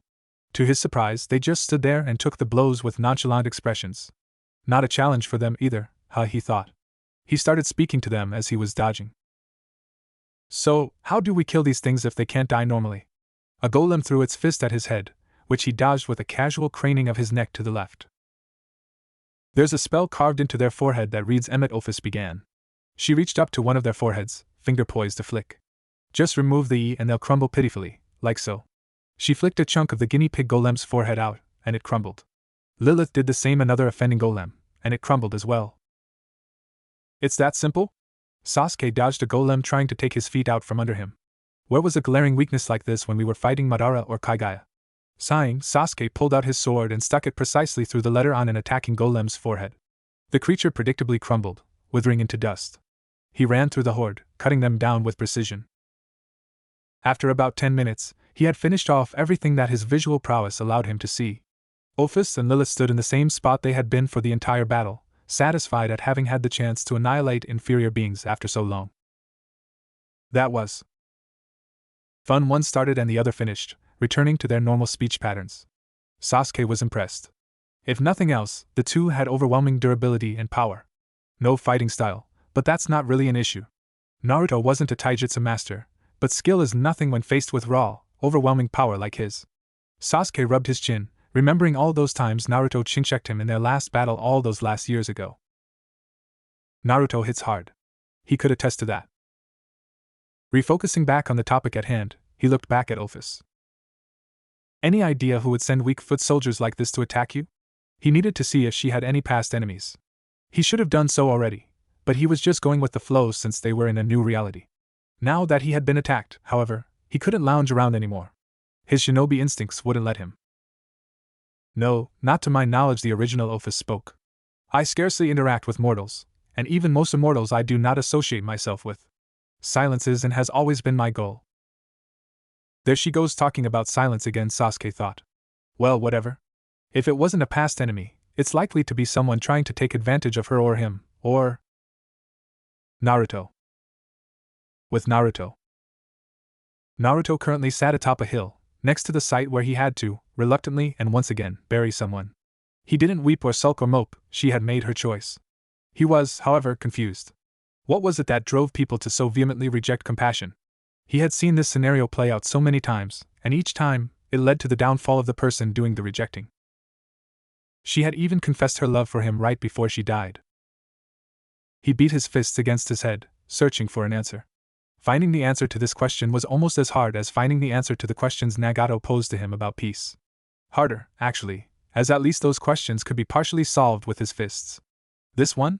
It was all brain power. No matter what dimension, what person, and what circumstances, it always ended the same way, except for perhaps Sasuke. I just don't get it. He put his hand on his chin and adopted the thinking man pose. He felt a tug on his mind, and entered his mindscape, coming face to face with 2 of his 9 tenants. The others were probably asleep, he guessed. Kurama usually watched over him while he slept, so him being here was no surprise. The 8 tails being present was a shock to him, though. Do you guys have any answers? I'm kinda at my wit's end here, he questioned the entities stored within him. Maybe they had some answers. They were all beings even more ancient than him, with more life experience and a different outlook from his own. As fine a group of consultants as one could have. I've never understood the heart of humans, least of all yours, Brat, Kurama answered first, surprisingly. That vixen acted much more human than Fox, though. Naruto scoffed at Kurama's admittance. He already knew that, damn it. Perhaps it is not a question of why, but how. Byuki, the Eight Tails, spoke next. What are the circumstances that produce types like that, Fox, and how can they be prevented? Naruto knew the answer to the first half of that question. Circumstances like his. Scorned, cast out, and alone in the world either physically or ideologically.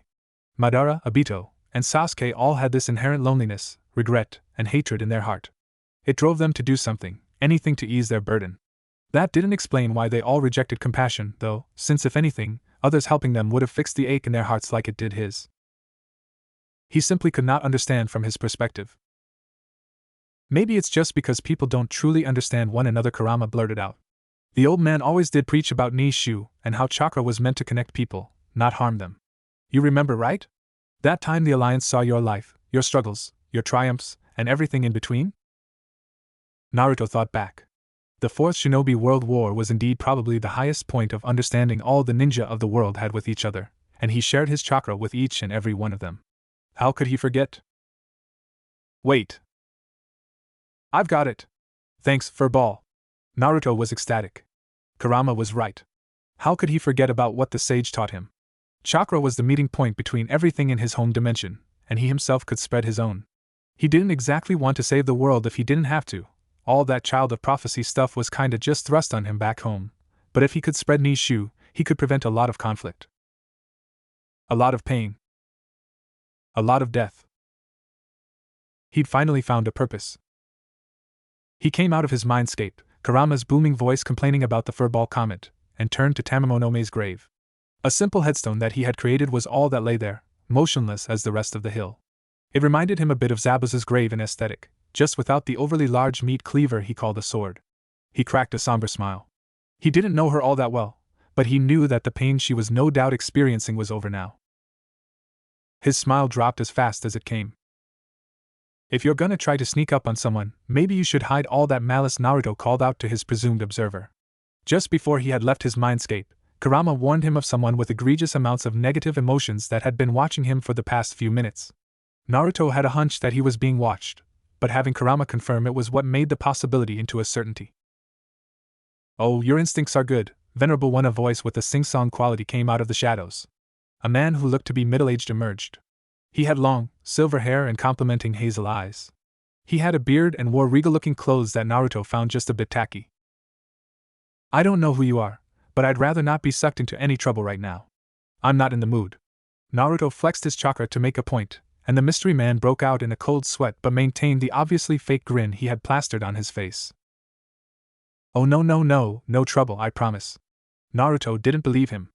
I was just taking a stroll through this land and thought I'd do a little investigation into the powers I felt flaring. A young man like me has a knack for exploration, you know? Naruto almost scoffed at his mom's verbal tick coming out of this man's mouth. It felt so wrong. Whatever. As long as you're not acting on any of those gruesome thoughts going through your head, I won't kick your teeth in, yet. Naruto didn't make idle threats. Who, me? Nuh, I would never. I'm merely a scholar seeking answers, just like you. That grave beside you, for instance. I wonder what's buried there. How did it die? What type of powers did it possess in life? Naruto sighed. Great, another necrophiliac. He lamented that people enjoyed playing with and disrespecting the dead so much everywhere he went. Kabuto, Orochimaru, even that Tobirama guy had apparently used Edo Tensei. Now this creepy old guy was marveling at the tombstone of a dead fox. He looked at her gravestone one more time. Then he charged the man, Rasengan in hand. His attack landed, drilling the unknown man's body through the epicenter of a nearby tree. He looked at the body on the ground, his hunch proven correct. Mad scientist types like this were the most dangerous exactly because they never showed their hands first. The body proved it. Just a puppet, Naruto said out loud. The body had deformed into an amalgamation of clay and earth, dissolving into dust as time went by. Naruto stretched, feeling the weight of today's events bearing down on him. Life was stressful, but what could he do? Shinobi are ones who endure. Azura. A portal opened up next to him. Out stepped Sasuke and the Office twins. Did someone attack you? Sasuke queried. If he and Office had been attacked, it's not out of the realm of possibility for Naruto to have been attacked as well. In fact, it was the most likely outcome, given the situation. Not really attacked, Naruto started, more like just annoyed. Some creepy old guy who turned out to just be a puppet body showed up and started asking questions. Puppets, huh? Sasuke was sure now that their incidents were connected. Someone had been keeping tabs on them, as hard as they tried to lay low, and had enacted part of their plan today. Who? He didn't know, but now that the cat was out of the bag, they'd have to be much more diligent. We should probably tell the Sun Goddess what happened here. Sasuke took his turn to speak. It could have major implications, and we don't want to reach any kind of trust she might have in us. The more allies, the better. Naruto was silent for a while, obviously thinking of something, so Sasuke let the comment hang. After a few seconds, Naruto responded. Sure. I've got something I want to tell her myself. Sasuke was intrigued. When he found out what it was, he was genuinely floored for the first time in centuries. Who would have thought the dead last in their class would have such thoughts? Abandoned shrine. She did say we could contact her like this, right? Naruto questioned. He didn't remember the exact details, but he knew they were supposed to come to a shrine. He cursed his short attention span and brain capacity, having not absorbed all of the information. The only thing he remembered in perfect clarity was exactly this. Remembering stuff was Sasuke's job, after all. Sasuke almost facepalmed. What do you do in a shrine, idiot? Pray? Exactly. Naruto's face scrunched up. He had heard about prayer, but never really indulged in it. He made his dreams come true by working hard at them, so sending requests up to a deity had never crossed his mind. There was that one psychopath Shikamaru told him about that was in some insane cult. Haiden, he thinks the name was? Nevertheless, if he wanted to talk to Granny Sunshine, he'd need to do so. The two shinobi clasped their hands together in silent prayer as the Office twins stood by and watched. A few minutes passed by with nothing happening. Naruto started to grow a tick mark on his forehead. Even as an immortal, something taking too much time irked him. He was a man of action, not patience. Just as he was about to blurt out a random obscenity, a beam of light came down and focused itself just in front of the altar.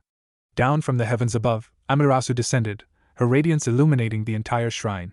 Day had transitioned to night, so the effects of her divinity were more pronounced than usual. Still, this place was secure. They had made sure of it. Granny Sunshine. I was beginning to think you'd never show up. Naruto blurted out his own personal nickname for her without a second thought. Amaterasu was very taken aback. She'd never get used to that nickname. I suppose he is just excited to see me, she thought. She needed to get to the bottom of why they had called her here though, so no more beating around the bush. It's nice to see you both as well, Indra-san, Azura-san. What made you call upon me? Normally, these two were fine if they were left alone. It had been that way for months. Something apparently did crop up just recently, though. Two lords and their vassals participating in a small-scale skirmish for some unknown reason. Were these two at the heart of that? Yes, we were involved in that conflict earlier today, if you were wondering, Sasuke answered, almost seeming as if he could read her mind. She turned towards him, not too surprised at this revelation. She noticed one missing piece of the puzzle, though. That vile yokai was not at their side. Had Azura ordered her to stay home? Or perhaps... That's interesting, Indra-san. Would I be wrong to assume that it was the fox's doing? She let the comment hang, watching Azura for any type of reaction. To her surprise, neither of the two budged. Azura was as unflinching as he was when she first met him. Your assumption would be correct. Sasuke saw no point in beating around the bush as always. Tamamonome was the cause of the incident earlier. She charmed two leaders into a fight over her hand, and the subsequent battle that took place ravaged the area. Amaterasu was slightly miffed that she was still able to cause trouble after she forced her into servitude.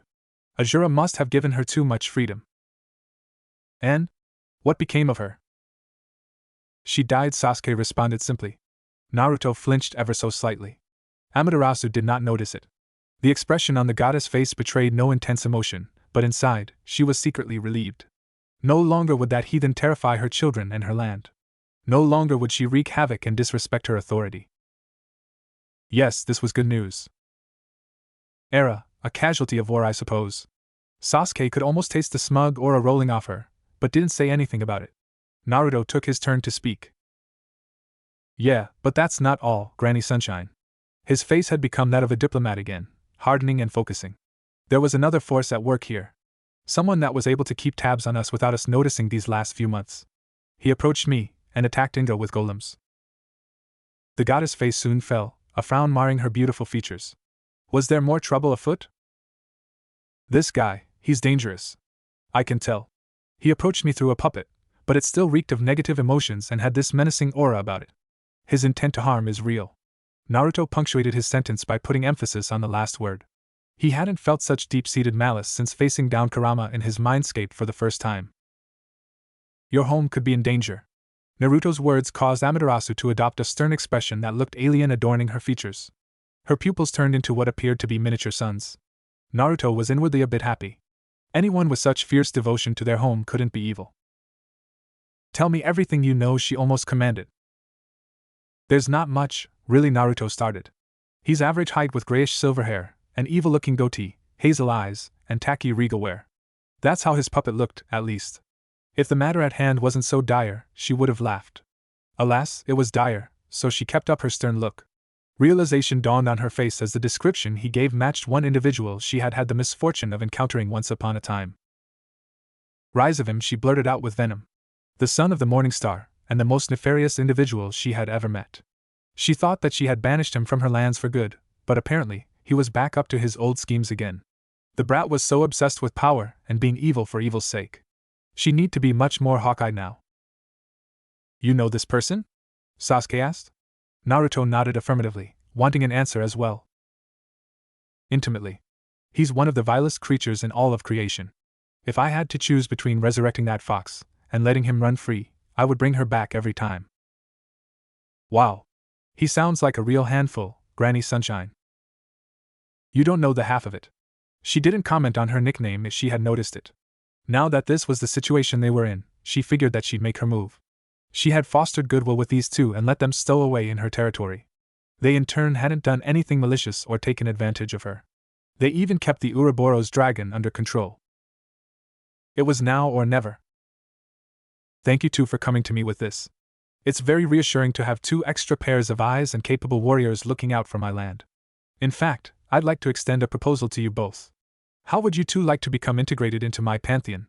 She had lain her motives bare, now all she had to do was wait for their answer. To say that they hadn't been expecting this would be a lie. Naruto and Sasuke were no fools. As kind as she was, they knew she gained something from having them around. There were very few beings in existence that did things on a whim, and without expecting any remuneration. They themselves fell into this category with what they were about to request. About that, Sasuke began. I'd like to make my wish now, if you don't mind. Amaterasu had almost forgotten about that, but a promise is a promise. If it gets her closer to officially inducting them, she wouldn't hesitate. Yes, you did have a wish you could ask of me, didn't you, Indra-san? Speak it. I will accommodate you if it is within my power. She turned towards Sasuke, fully expecting his wish to be material in nature. Fortune? Land? Status? I want you to answer the question Azura is about to ask you truthfully. He turned towards Naruto, nodding his head and letting him have the floor. Amaterasu was puzzled by this. Using one's wish on such a simple thing for another. She would have already answered any questions they had as long as they weren't too sensitive, like her weaknesses. Nonetheless, she turned towards the other shinobi. What is it you want to know, Azura-san? I've been thinking about a lot of things recently, he started off. Pain, conflict, death, there's gotta be a way to prevent at least some of it, right? Naruto knew this was going against one of his core values. Shinobi are those who endure, or so it was said. He was tired of enduring, though, and watching others endure. That's why, Granny Sunshine, I want you to tell me how to start a religion. A religion? That's a very tall task, Azura-san. Aren't you already part of one? Amaterasu was ever so intrigued by this question. In all of her many years, she had never been asked about breaking away from one's own faction to start another. Most would-be deserters did it without consulting anyone and in secret, for good reason too. Most considered it treason. Well, not quite, Sasuke chimed in. We're not exactly from here. This caused Amaterasu to tilt her head. Did he mean they weren't natives to her land? That was a rather obvious fact, so she was perplexed why they brought it up. Sasuke continued, seeing the questioning look in her eyes. What I mean is that we're not from here entirely. Not just this plane of existence, or even this dimension, but this reality altogether. He had to be extra thorough, as those terms could easily get mixed up with one another. He and Naruto had discussed this just prior to getting to the shrine, and since they apparently had someone snooping around and trying to profile them, they figured it was time to go loud. Amaterasu was trustworthy enough, judging from her fierce loyalty to her home. Oh, so you two are conceptually different beings altogether? That explains a lot, actually. I did wonder how there could be two Indra in existence at the same time. Leaving that matter aside, the temperature in the room rose to scalding hot levels. Why did you deem it necessary to deceive me? Apparently, Amaterasu was angry. Naruto and Sasuke stared her down, not really affected by the almost nuclear levels of heat. Simple, Naruto started, you would have done the same thing in our situation. In a new land, with no connections, no allies, and no knowledge, who exactly would you trust at first sight? Naruto punctuated his point with another statement. I'm sure you kept tabs on us even up to today. Naruto was once a leader himself. Threats to his home were never taken lightly, so he could empathize with her spying on them. Spying on a true sage was easier said than done, however. That Raizavan guy must have been using golems, judging by what Sasuke said. Golems weren't alive in the first place, so he couldn't sense their life energy, and they had no emotions either. Unfeeling, unnatural monsters who can neither resist nor refute their master's will. Danzo would be proud. Back to the matter at hand, the sun goddess' temper began to fade, and so too did the temperature of the room. She couldn't deny him, for as benevolent as she had seemed to be, she had tasked several of her lesser deities with keeping an eye on these two newcomers. These two were absurdly powerful, and they could either be her greatest assets or her greatest enemies. She couldn't afford for the latter to happen. Alright, I'll admit, I'd have done things similarly. Now, as for your question, starting a religion is not all that complicated, actually. She finished with a smirk, which threw the two shinobi off, as it looked out of place on her features. She continued, a bit amused at their expressions. To become a deity, one either has to be born into it, or recognized by the chief deity of another religion. You two have already covered that base. Naruto and Sasuke shook their heads, understanding what she meant.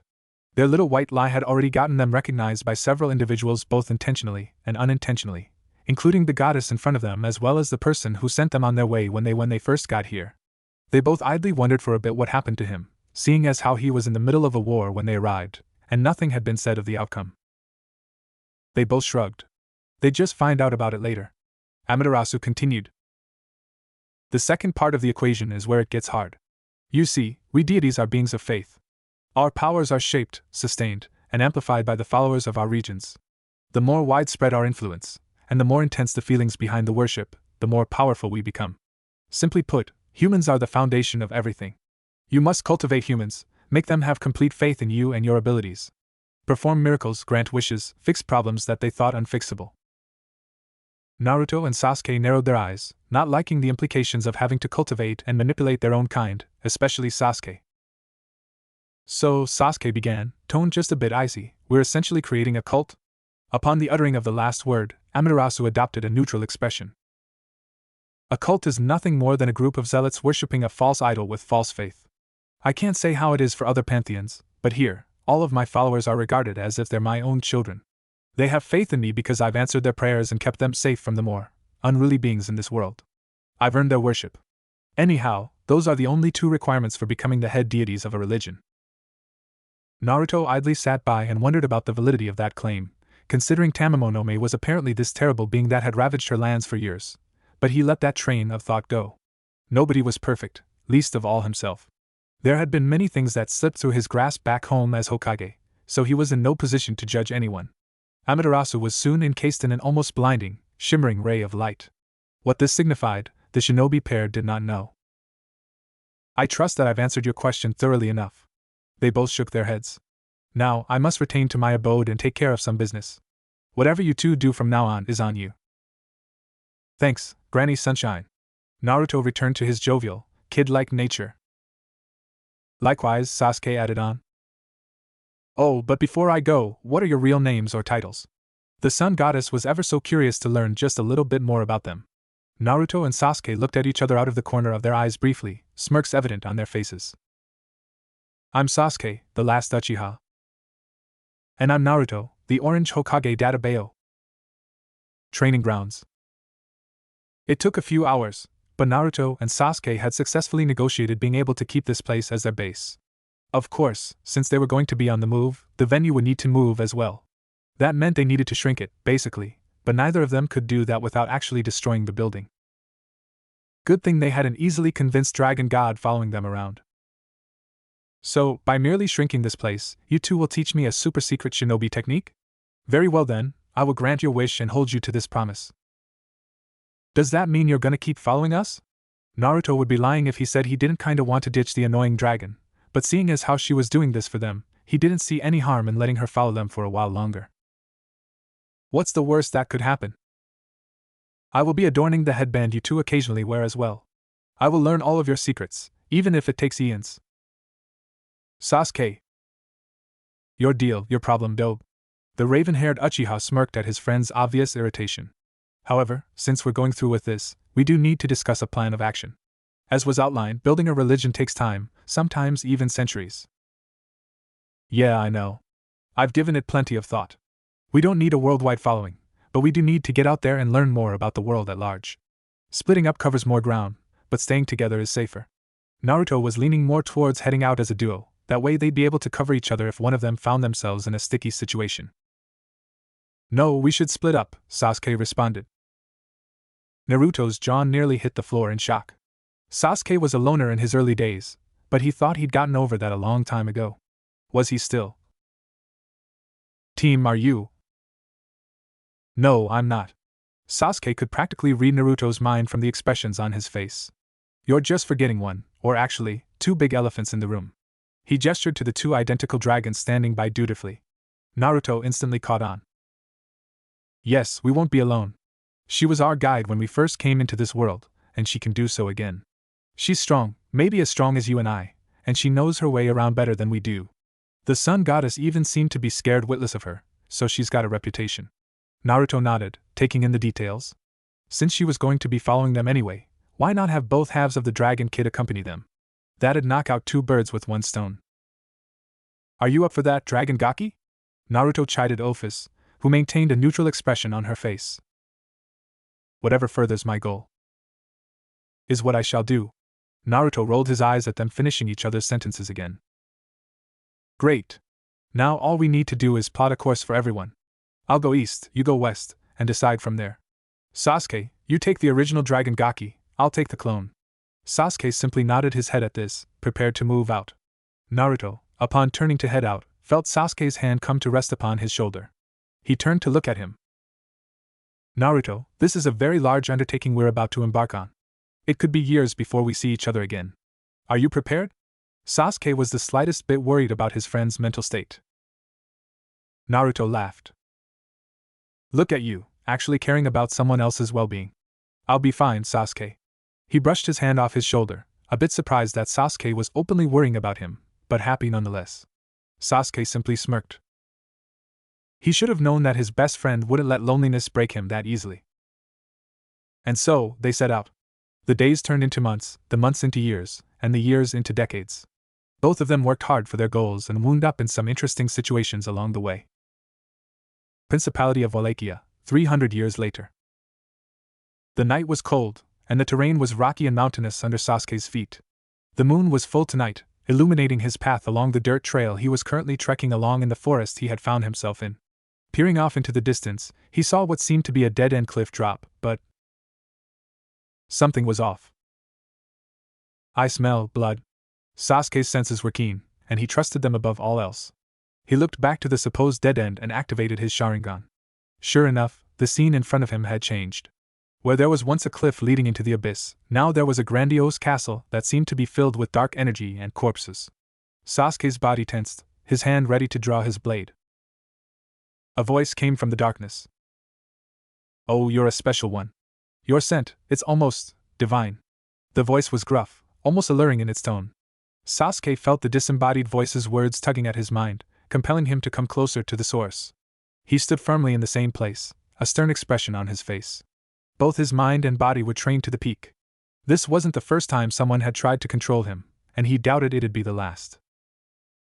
To think you'd be able to see past the illusions in this area, and even more, so readily resist my own power. You are special indeed. Instead of Sasuke coming to the voice drew near him. The force tugging at his mind grew stronger the closer in proximity the voice got to him, yet still, he didn't budge an inch outside of his own accord. Not even this close, huh? I can see that I cannot sway you this way, so I'll have to be a bit more proactive. A speeding figure came out of the darkness, claws poised to rip into Sasuke's side. He drew his sword at lightning speed, slashing at the figure and chopping off a limb. He turned and looked at the figure that was now missing its right arm. It was dark, but his eyes had no problem seeing what it was. In front of him was a woman with long pink hair. Humph. You're merely a blank slate, a slave. That voice couldn't have come from you. The woman had eyes devoid of any emotion, like she was in a trance, and wore a rather ornate dress that wasn't suited for combat. Her arm started to regenerate, reforming in a matter of seconds, which didn't go unnoticed by Sasuke. The nameless woman rushed him again, this time bearing her abnormally long fangs and claws. She swiped at him, and Sasuke dodged each hit masterfully. All the while, he studied the shadows, watching how they moved in response to his own movements. The woman retracted her claws, and started using actual martial arts. Her eyes had turned into slits and bat-like wings had sprouted from her back, seemingly giving her extra mobility. A coward who hides in the shadows. Not even worth my time. Sasuke parried another blow from the nameless woman, fixating his gaze on her. She looked into his eyes, and the world seemed to stand still for the two of them. The scenery fell away, and it was just the two of them in a black void. No longer was she relentlessly attacking him, instead, she shed tears. How did you, she spoke, her voice almost sugary sweet in contrast to her prior actions. I've placed you under my genjutsu temporarily. Now you can tell me who's controlling you without any interference. I don't understand. I thought the binding was absolute. The woman was bawling by this point. I take it you're still conscious of your actions but can't stop your body? Sasuke asked a different question, hoping to get some answers. Yes, I am. I hate doing this to people. Countless lives lost, all that bloodshed, all to feed him. She spat out the descriptor with venom, indicating that she hated whoever was controlling her if it wasn't obvious enough already. Sasuke was not an overly sentimental person, but he could empathize with this woman. She might even have it worse than him, as she can't even move her body as she wanted whilst being manipulated. So, he hatched a plan. Back in the real world, only a second had passed. Anyone who didn't know about genjutsu would be none the wiser to what had just transpired. The two combatants continued to fight fiercely. Sasuke swept the woman's feet from out underneath her, pinning her down with his body. He streamed 6 paths chakra through his katana and raised it, ready to pierce her heart with it. He plunged it down, keeping his eye out for how the shadows moved. One shadow swayed. He had found his target. Using the power of his eye, he swapped the woman with the beast in the dark and plunged his sword directly into its chest. The beast howled bloody murder, its demonic visage twisting in pain and rage. Damn it! How did you? The beast coughed up blood before it could finish its sentence. Sasuke stood up, retracting his sword and swiping the blood off it before sheathing it again. Simple. It's one of my powers. You may think you're stealthy, but you're nothing compared to the foes I've faced. Sasuke chided the beast, knowing he had struck true with his sword. Facing a god in combat wasn't the best move. So, you really were divine. The beast breathed its last breath, looking at Sasuke with all the malice it could muster before it died. It bounced off Sasuke, having faced down much worse. He turned to the woman, who stared at him as if he was something that shouldn't exist. He couldn't say he was surprised, honestly. The gods apparently didn't intervene in affairs like this too often, preferring to sit in their ivory towers. He wouldn't be like that, though. He was a man of action. Thank you for saving me, the pinkette blurted out. She felt a bit apprehensive, now knowing that she was standing in the presence of a literal god. Sasuke waved off her anxiousness, not one to put up with formalities if it made others uncomfortable. He's used to praise and people gawking at him, but it would take some time to get used to people revering him. Say nothing of it. Just go somewhere where you'll be safe. Your family, preferably. I can tell you're not weak, so I won't be escorting you. The mood shifted, and the woman appeared to be sad. He raised his eyebrow at this. Was there some unknown tragedy afoot? Actually, I don't have a family to go back to. My race was nearly wiped out. To my knowledge, only she pointed at the dead creature on the ground, and I remained. I suppose it's just me now, though. Sasuke's eye nearly twitched. This woman was clearly not human, but all the same, she had basically gone through the same developments he did when he was a genin, though she appears to be fully grown in contrast to him. Take her with you. Office leaped out of the darkness, landing right next to Sasuke. They had a brief stare-down, trying to silently assert their wills over one another, as they often did. Office grew to Sasuke's height for added effect. When 5 minutes passed without anyone saying a word, the staring contest was broken. No, Sasuke said. Yes, Office responded. No. Yes. No. Yes. The nameless woman watched them argue like the brooding pair they were. She didn't quite know how to interject, but she knew that she didn't want to be a bother to her savior if he didn't want her around. To that end, she found the courage to speak up. I'm sorry to interrupt, but... The two turned towards her, slightly unnerving her. I'd hate to be a bother to you, especially after saving me, so I'll take my leave if that's okay with you. Sasuke smirked, as this meant that he had just won the argument against Office without having to really put any effort in. The woman unfurled her wings, taking off into the night sky, only to hit an invisible wall and fall pitifully back to the ground, nursing her bottom as she landed hard. I've put up a barrier, Office called out. You won't win this. Sasuke felt the urge to facepalm. This was just like her, petulantly asserting her power whenever she felt like it. It's a miracle 300 years of this hadn't made him commit seppuku. Turning back to the woman who was in moderate pain, Sasuke deigned to ask a question. How long is your lifespan?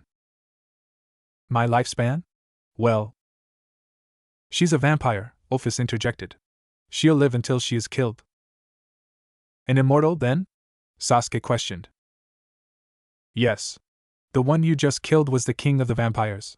He used to be called Dracula, but more recently started going by Alucard. Sasuke went over this information in his head. He had learned of vampires about 50 years ago, but hadn't encountered one personally until now. They were entirely nocturnal and sustained themselves off human blood, which would explain that smell from earlier. A small smirk made its way onto his face, now knowing that he had dispatched of the king of the vampires with ease. More importantly, what to do with this woman. If her story is to be believed, she's the sole survivor of a clan extinction just like him. Leaving her be probably wouldn't be harmful, as she didn't seem to want revenge for him killing her captor, but... What if? Deciding on his course of action, he spoke in a commanding tone. Very well. He gestured to the pink-haired vampire, if you want to come with us, then come. If not, we'll take our leave and leave you to your own devices. He decided that he'd give her a choice. It was a simple thing, but it's something he never had when he was in this same situation. He always wondered what would have become of him if his brother had just been truthful with him from the start, and they ran away from the village together. There's no sense in crying over spilled milk now, though. The vampire woman stood silently for a second, becoming introspective. She did not know who or what these two beings were, and would hate to simply be trading one cruel master for another, but something told her that wouldn't be the case. She had no family to go back to, and trying to mingle with the humans who did this to her was still a long way off. She didn't hate them, but she knew that rebuilding their relationship would take time. She dug her heel into the ground, dredging up the courage to answer. Okay. I'll come with you, but could you answer a question? Sasuke raised an eyebrow, indicating that she could proceed. Why? It was a simple question, but a weighted one for Sasuke. He decided he'd be truthful, feeling empathy for the woman. Because you are like me, and I don't want you to become even more like me. The vampire woman was puzzled at this, and it showed on her face. Sasuke turned, walking back down the trail with Office. This alarmed the vampire woman, and she hastily made to catch up to him, only to bump into his hard body as he had stopped. Her rear was going to be a shade of red from all the abuse it was taking lately, she just knew it. One more thing before we leave. I can't just call you vampire when we speak, it's demeaning. What is your name? The woman stood up, a look of embarrassment on her face. This was a god, and she hadn't even formally introduced herself. Akasha. Akasha Blood River, sir. Sasuke cringed at the title of authority she threw in, and could swear that he could see Office smirking out of the corner of his eye, a habit she apparently picked up from him. If you don't mind me asking, sir, Sasuke's eye finally released that twitch it had been holding. What do you want me to refer to you by? Well, for starters, drop the sir. He didn't know what he'd do if he was called that for an eternity. As for my name, it's Sasuke Uchiha. The days dragged on as Sasuke and his, now, group of 3 traveled the lands. It had been about 3 weeks since their last excursion, saving Akasha, and every day they'd stop to rest. Not because any of the 3 really needed it, though. Rather, they had to, on account of Akasha not being able to move in sunlight, lest she burned to a crisp. Sasuke found this troublesome, But at least they had an actual base to reside in thanks to Ophis. Worrying about the base being found out wasn't very high on top of the priority list, either, seeing as how the protection wards and spells Amaterasu, the goddess, not the technique, had placed on it before becoming compact were still there. It would take a true sage like Naruto or someone with a piercing eye like Sasuke to pinpoint that the building even existed in the first place, so they rested comfortably even in the daytime. Sasuke was certain they were the only ones of their kind here. So, Sasuke-sama, how long have you and your apprentice been wandering the world together? I assume it's been a long time, since you asked about my lifespan and all. Akasha was a naturally bubbly and curious woman once she opened up to someone, and it didn't take long with Sasuke since he had saved her. She'd ask questions, make quips, and smile as if nothing had ever happened to her prior, which caught Sasuke completely off guard. He expected her to be reserved, withdrawn, sullen, forlorn. It's the way he used to be, at least. I thought I told you to drop the honorifics? Sasuke scolded her. She would consistently and insistently call him some combination of Sama, sir, and even master over the last 3 weeks, much to his dismay. It painted a picture like he owned her, and he had no use for such a relationship, especially given her recent past. Now that he's come to think about it, actually, he didn't really know all that much about her. I can't help it, Sasuke-sama. It's the way I was raised. He caught the slightest slip in her facade and pressed the issue. Raised, huh? You mean by that monster I slew? How did you come to be under his control anyway? Sasuke couldn't stop himself inquiring to know more about her. On top of the obvious shared circumstances between them, learning more about her would go a long way into building trust. That goddess had said that humans were the key to starting a religion, but he wondered, was that all there was? Could supernatural creatures become a foundation as well? Why yes, she stuttered a bit, trying to return to her bubbly facade. He was indeed the one that raised me. My race, as I've already explained, was wiped out as far as I knew. I was only a little girl when it happened, so there might have been a few of us who escaped that I was not aware of, but for the last 20 or so years, he and I were the only vampires alive that I knew of. Sasuke nodded, wishing for her to continue. Dracula, he wasn't always like that. He was benevolent to start out with, actually. After the tragedy, he went mad. He became obsessed with getting revenge, and restoring his race, no matter the method. He started raiding nearby settlements, taking humans and trying to turn them. Turn them? Sasuke raised an eyebrow at this. Yes, she continued. Normally, he'd take the blood of a human after he bit them. Making a true vampire, in turn, required him to inject his blood into a human. Humans just weren't made to hold the type of power he possessed, though. All those corpses in the castle. Those were failed experiments of his. Sasuke readily took in the information. He couldn't lie, this was an interesting session. He had learned that it was always more useful to have first-hand accounts rather than recycled, passed-down folklore that could be altered over generations, like the Uchiha stone tablet. On top of that, he wouldn't have been able to glean this information on his own had the vampires gone extinct. Having a benevolent vampire follower was a boon and a half, but he still needed answers to a few more questions. A true vampire? Sasuke was perplexed. What was the difference? Yes. There's a legend he used to tell me, about a nearly all-powerful vampire named Shinso. To become a true vampire, one had to have partaken in Shinso's blood. Vampires who took on this blood were classified as Shinso themselves. It's incredibly hard to contain, and even harder to master. Dracula was the only Shinso still around, but not for lack of trying. I guess that's another thing, actually. To become a true vampire, you must be bitten by another true vampire. You can't even inherit it. She finished her explanation with a look of contemplation, Sasuke noted. This was all news to him. Shinso vampires were basically the equivalent to Mangekyo users back home, if what he was hearing was correct. Incredibly rare, incredibly powerful individuals amongst an already exceptional clan. If merely containing the blood was difficult, then fighting with it would be tough even for those with innate talent. All good and well, but he needed to get to the bottom of other matters. Very informative. It's nice to know all that, but I still need to know how he took control of you. Akasha bit her lip, whatever memory being dredged up obviously being a bad one. Sasuke waited patiently, allowing her to collect herself. Well, that's the thing about the stuff I told you. He had failed in trying to raise a vampire army, but came to realize that he had been going about it the wrong way. He started training me in the ways of combat and savagery. At first I thought it was to help me protect myself, since I still wanted to see him as the benevolent king he used to be, but I was so wrong. Right as I became a teenager, tears started to flow out of her eyes, and she felt horrible being unable to stop them. Injected you, Sasuke finished for her. You were already a vampire, so you could take his blood and his power. Akasha nodded at this, attentive even through her tears. Sasuke was, in no uncertain terms, disgusted. Manipulation was a tactic that was at the top of his shit list for obvious reasons. He was glad he had killed off that maniacal vampire lord. I've sinned so much, she continued, I just wish we could have gone back to the way things were. Sasuke's face sported a familiar grimace. There it was, he thought. The pain, the grief, the wish for atonement, all plastered across her crying face as it once was on his. Sasuke steeled his expression, having one more question for her to answer. Miraculous, he thought, that she was willing to divulge her deepest, darkest secrets to someone she had just met. I take it you've killed people, hearing how regretful you sound. She nodded her head.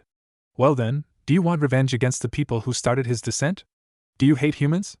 Sasuke looked her straight in the eyes, searching for any kind of hesitation or secrecy. The eyes were the window to the soul, and he could discern just about everything with his own gaze. She looked straight back at him. No, she answered without hesitation. They had every right to fear us. We were the predator, and they the prey. Anyone would take the opportunity to purge those who endangered their lives from shared lands, yet still, I feel as if we can coexist. The bloodshed, the conflict, the hatred? We don't have to live with each other like that. Had we fostered better relations from the start, I might still have my king, or at least I could be forgiven for my own sins. Sasuke scanned her for any sign of deceit. The slightest fidget, hesitation in her voice, the most minute of face movements or quivering. Nothing. He found nothing. This woman, to his trained eyes, was legitimately and authentically compassionate towards those who had wronged her. He couldn't help but admire that compassion, and he almost envied her for it. He had very nearly given in to the darkness, and it was only someone with an even more fierce compassion that had saved him. He saw that same type of compassion in her. He was sure of the decision he had been brewing on. Well, I don't know if that forgiveness you talk about is attainable. Humans are fickle, vengeful, and unrepentant at best in my opinion. Akasha was a bit dismayed at this.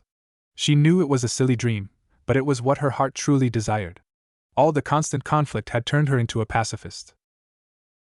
However, if no one else will forgive you, I will. You want to help people understand each other, even if only a small amount more? To atone for your past sins? Come with me and become my priestess. Spread the way of Nishu and peace. If you really want to, we can make a difference in the world. Akasha looked up at him, in awe for a second. Talking to him came so easy, she had forgotten entirely that she was in the presence of a divine being. It was almost as if he was human himself. She mentally slapped herself, discounting that silly notion. No human that she knew of was powerful enough to do to her king what he did. She perked up, and smiled that bright smile she was known for. Yes, I will. Thank you very much, Sasuke-sama. Sasuke sighed at the honorific, knowing that he'd probably never be able to rid himself of it. On the contrary, she'd probably start calling him by titles more now that she had officially become his priestess. In the words of that slacker from back home, what a drag. Come. We're heading out. You too, Dragon God. Ophis popped out of the shadows, having been practicing her ninja concealment the entire time. She sported a smirk on her face, which was unnerving to Sasuke for some reason. All right, Sasuke-sama. Sasuke visibly flinched at the honorific. This damned kid was learning how to be a smartass. He could think of only one person suitable enough to have been the culprit. Naruto.